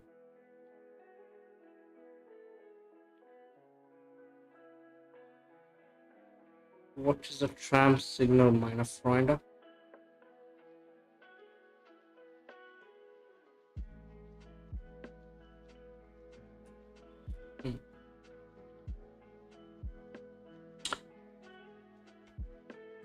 And 9 6 tramp. There is nothing called 9. Why is it saying like that? There's nothing like that. What is this? Jump conditional sig tramp. I don't think so. This is some sort of internal signal, which may, but this is assembly. How can it be some internal signal, right? This is assembly, right? Okay.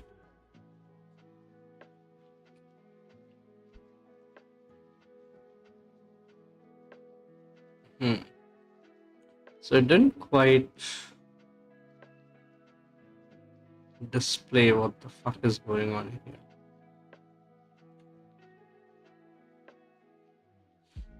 So there's an issue reading the file, I feel. No, the issue is here. It's apparently able to read the file. String on pen. So let's see if it's able to read the file, right? So here is make and server, and here is this. So it's not able to read the file. It is failing somewhere else, and it's failing. It's like faulting at line 140, which is here. Then where is this print statement? So that is not the correct line number that is giving me, I think so.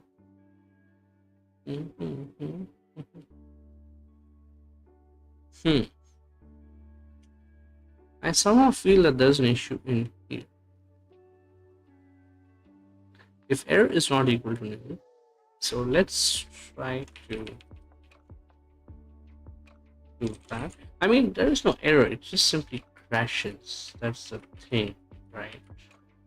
It just simply crashes.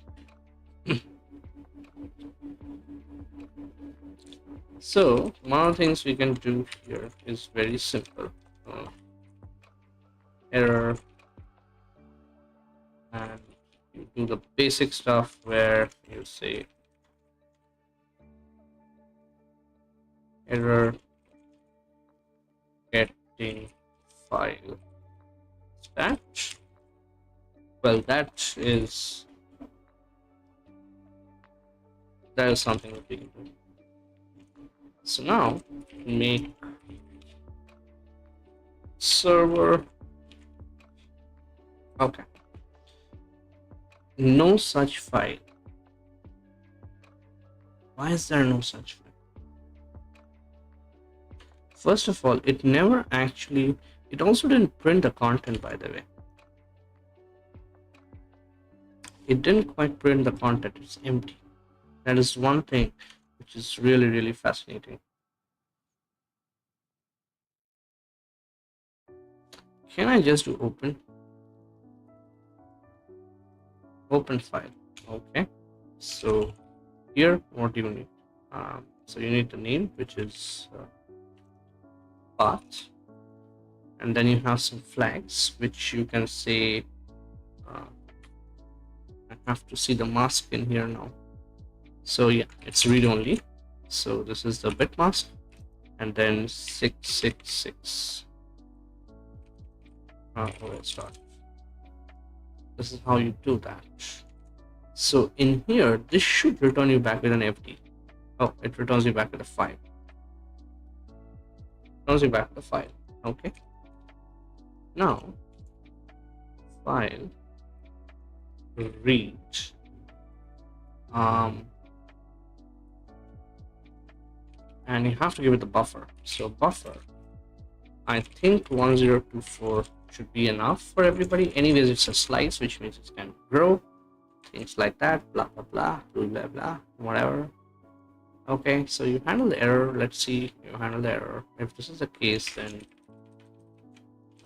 error reading file, and here you can simply say this is it. Okay, so yeah, I suppose this is how you can do that. When you give it the buffer, you say read. Sorry, you say read, and then here what I can simply do is whatever file close. So if you opened it, then you can close it. You can also error here, but I don't care. Just ignore and go ahead, because OS is anyways gonna close all the handles, but not in this case. This case we have to be a little bit careful because it's a server, so it's a for loop. It's an infinite for loop, as you can see. So I really like how Rust did it. It just says loop. That's kind of more intuitive than like just reading a for without anything. So that is what I feel.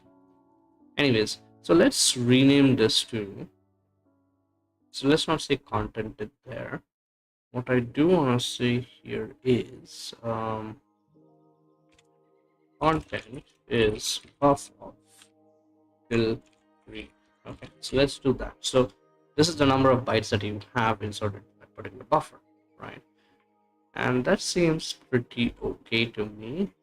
So make, well, no new variables on the left side of this. Where are you talking about? Line number 139. 139. Oh, so let's make this content. Okay, say that. Then I don't want to content equals, that kind of just makes it more easy.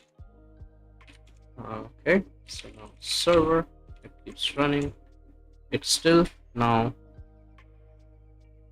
seg fault, and it says that there is no error reading file, invalid argument.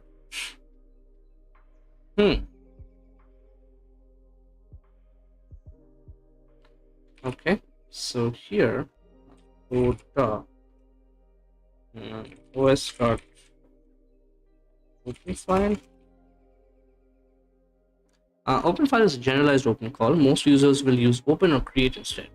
It opens the named file with specified flag, etc. If the file doesn't exist, the create flag is passed. It's create with modern permissions, with more permissions before you unmasking. Before you mask unmasking. File can be used for IO. If there's an error, it will be of the type path error. Why is it that I cannot open a file? Why is it so difficult to open a file with Golang? Oh, this is saying invalid argument. And tell me what the invalid argument is. You're not telling me much more. So what if there is an open? Is there an open? There's an open also. Path.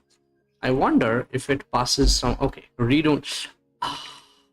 So I can just pass in 0. Is that what you're saying? Because I gave it read only. Well, what I want to do here is make rebuild, and then this thing. Fucking idiot, it still doesn't work. There's something damn stupid in here, man. And I wonder if it's about how you pass the file path. I feel that is what the issue is, but I just, okay, oh boy, it's already 2 o'clock. We're down the rabbit hole. Take it. We can figure it out.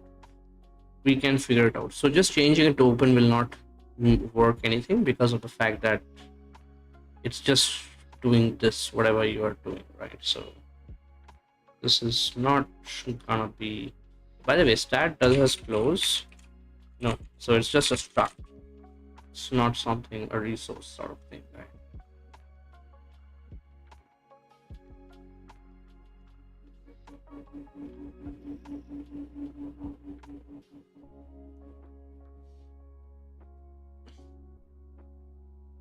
Read error file. So right here we get this error saying invalid argument. I'm still not getting what is the invalid argument. It needs a string. I gave it a string.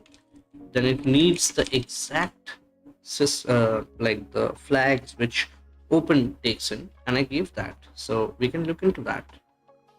We can say man open and not xdg open. Yeah, I think it was under 2. So read only. Yes. So read only, write only, read write, right? So you have three things, and there is also a couple of other things I think, which I don't know, whatever. But my point here is that I am not giving something wrong. It just doesn't feel something wrong.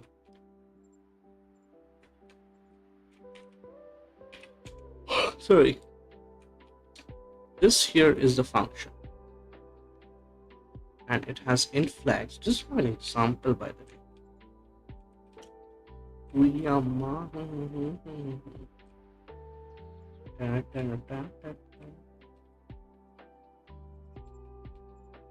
By the way, what song is playing? For a long time, I'm not hearing anything. Like, I'm just not putting on the headphones, so there's no point. Hmm. Let me play some lo-fi, which is more like. Is this low? Yeah, okay, lo-fi is. So I hope it's a good soothing sound.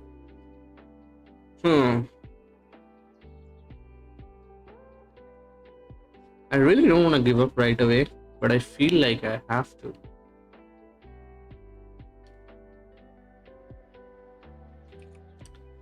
Why this gives an error saying invalid argue. Trying to open file to. How hard can it be? How hard can it be? You reached your monthly chat quota. Okay, you can shut up. Okay.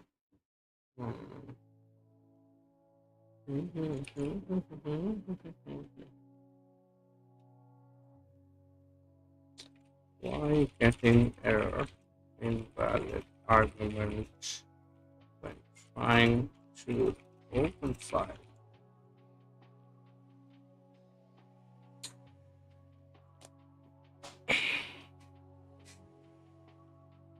Did you just close without saying anything? Like, did it just be like straight on the face, like, do whatever you want, I cannot help you? Or is it still thinking? I don't know. Let's look at this. Exactly. So you see path, and path here is a file path join, something like that. And you can also do a read file. And you can see a data. So what exactly is the problem? Wait a second. What is the problem here? Instead of opening the file, I simply did a read file. And in here, you have to give it a path. And this gives you the content. And that's supposed to be it. And I don't have to close the content because it's, I think, a byte array or string. It's a slice byte array. So I don't have to do that. I don't have to do that. I don't have to do that. I don't have to do all this kind of bullshit stuff. I don't have to do anything of those. And then I do stat, which is also somehow not working.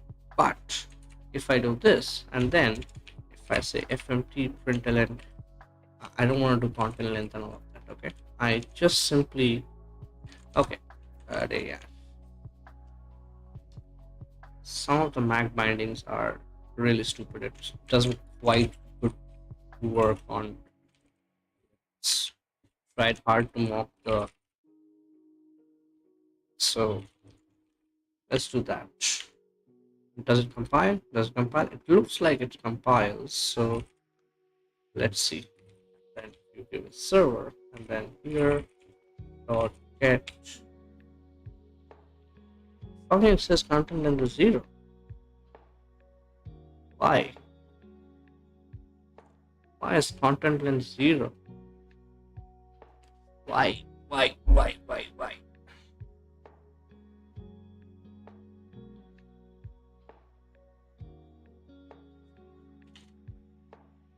So, okay, let's do this thing. What is a path? Path has to be index.html because I gave it a root path and it just says index.html, right? What if I do this, would you be more happy? Like, not quite sure if you would be happy if I did this kind of thing. And here is this. It still says content length is 0. What do you want from me? Okay, let's do that. File path dot. I can also do absolute path, right? Let's do absolute path. Absolute path. And this thing. And then this is this. And error, which for now, let's ignore. Let's ignore. I really don't care about it. And here is path 1 and then whatever is left. So now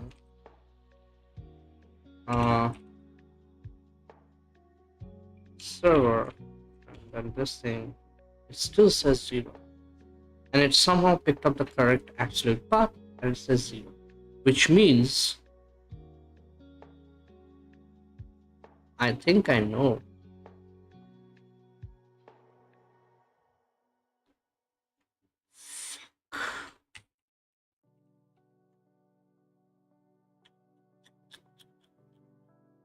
I think I know.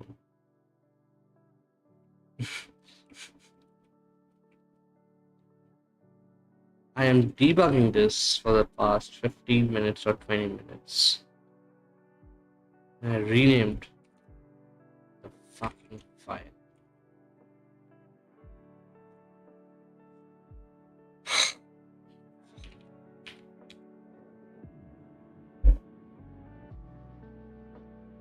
Awesome. Okay. So, sorry for that. I'm pretty much sure you don't need all this bullshit stuff at this particular point. I feel so. We can well, it's gonna I think let me keep it because of the fact that then the files can be in any path and I can run the executable from any path, right? So that is kind of one of other points of having absolute paths. Not really. No, that is where I think relative paths would work. Yeah, I'm kind of tired right now to even think about it, and I'm just gonna say this thing. Okay, so now make dot server. People who are watching me are probably just having a big laugh. I mean, I literally renamed the file to explain how textual format the content type we should be able to derive it from this thing. Yeah, awesome. Thank you so much for that. Okay, so here I don't need this, I don't need this, I don't need this.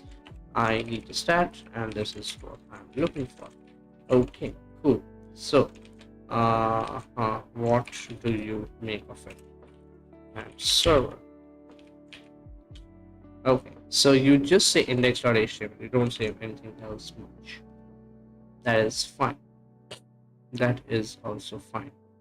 What you can do in here is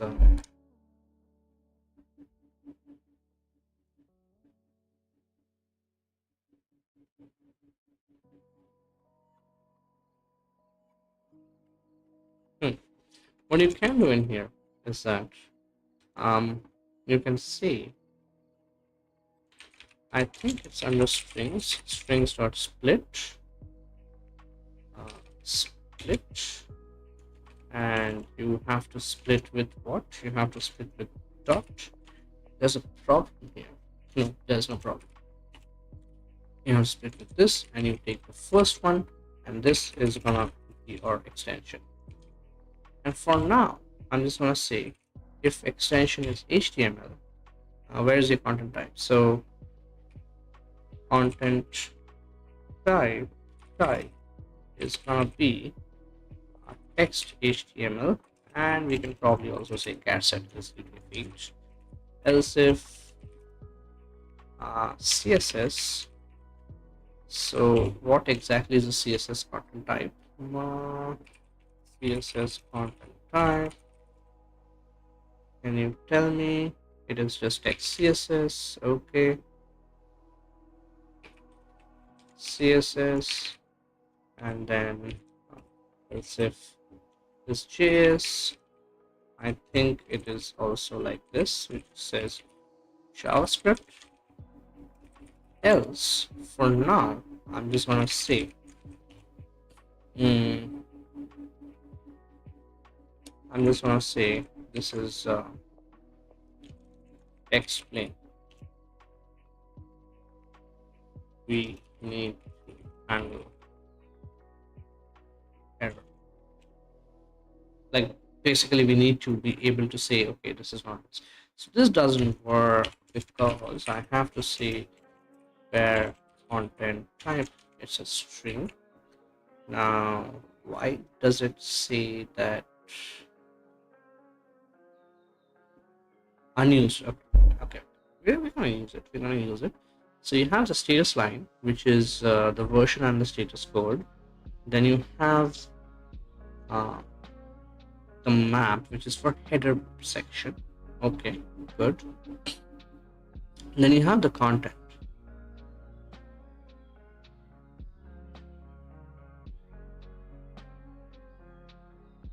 But in here, what you have to do is content type.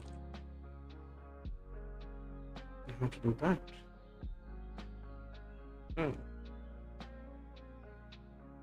Hello, acha, we already read this message. Okay. So, Gokul, are you still there?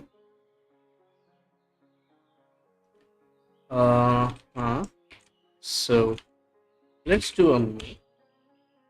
Stat is not used. How come stat is not used? What you talking about? Array. Stat dot name. Don't need to be a string because it returns you back with a string.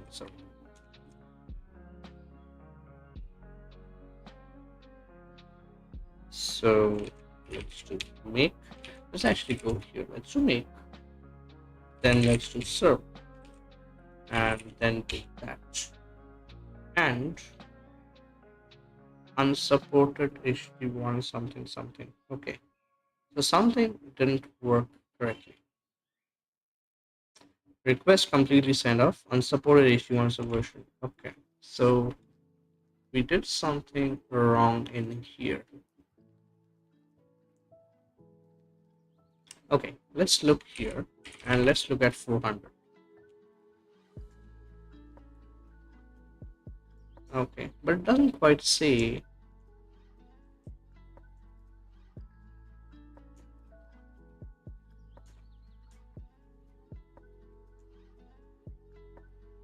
It says bad request. Okay, so 404 not found. So we are correct. Do I have to say it in lower letters so that 503 500 is, you have to say this is what I'm thinking. I may be completely wrong. So let's say internal kernel server error. Okay, anywhere else? No. And here, not found. I don't know if this is what it wants from me, but it does want something like that. I feel it doesn't work in that way.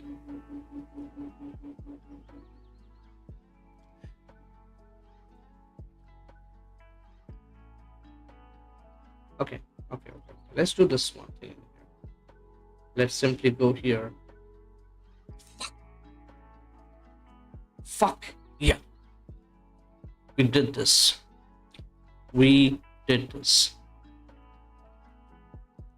I don't know what I'm doing in here. I mean, my mind is already off because I'm streaming for almost 5 hours now. For the very first time, I'm streaming for 5 hours and it's already 2 o'clock in the night. But this is awesome. I already did this part. And yeah. It doesn't live reload, so we don't have WebSockets and all that. So that is why you're closing it. Segmentation fault. Why is this guy sending me requests? Okay. So one thing that we have to do in here is if an error happens, if an error happens, so we have to do this only when it is not. Yeah, we have to make our error handling a little bit better. We have to make our error handling a little bit better, but I think that it is a good time to. So I'm not going to commit it yet. I'm going to move it. First, I have to think of a project name for this.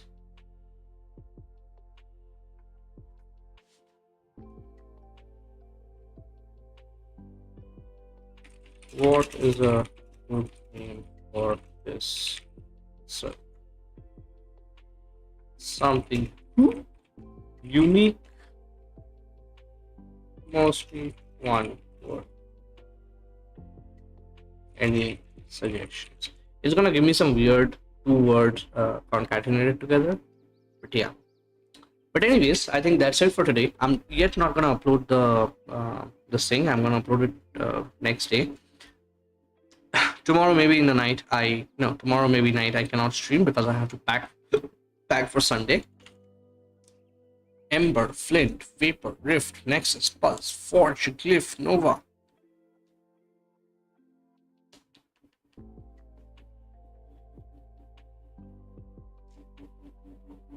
Yeah, I don't know. I mean, if anyone on the chat has any suggestions, I'm looking for some one-word answer. But yeah, anyways, that's not really important. The important thing is that, so this is it for today. And what we did today was we created a server and we learned a little bit about the HTTP 1.1 spec. So we learned how a request line comes into picture, then headers, then your block of messages, and we have to support post and things like that, and we have to have better error handling and things like that. But yeah, nonetheless, the second part is how you send back the response, where you have a status line. It's a very similar thing. So you have the version, then you have the status, which consists of your status code and message, and then you have the headers, and then you have a response body if there is any, right? So this is how usually it is with HTTP 1.1. Of course, this is when you have a simple not chunked transfer, but if you have a chunk transfer, then the framing changes and things like that, so you have to take care of that. So that's something that I'm gonna be doing across, like, along the journey, and this is how I'm gonna learn. I'm gonna try and learn this entire HTTP spec, and this is one of the things that I'm gonna take a reference from, that okay, what I can try and do next. So we at least did a part where, okay, like if I go ahead and so here, if I just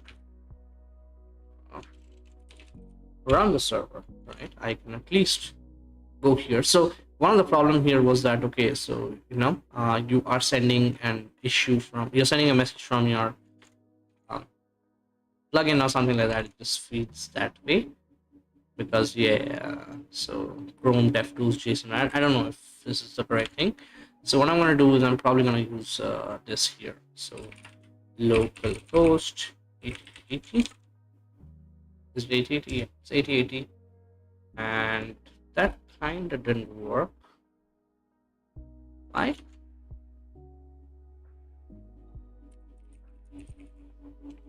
What the hell?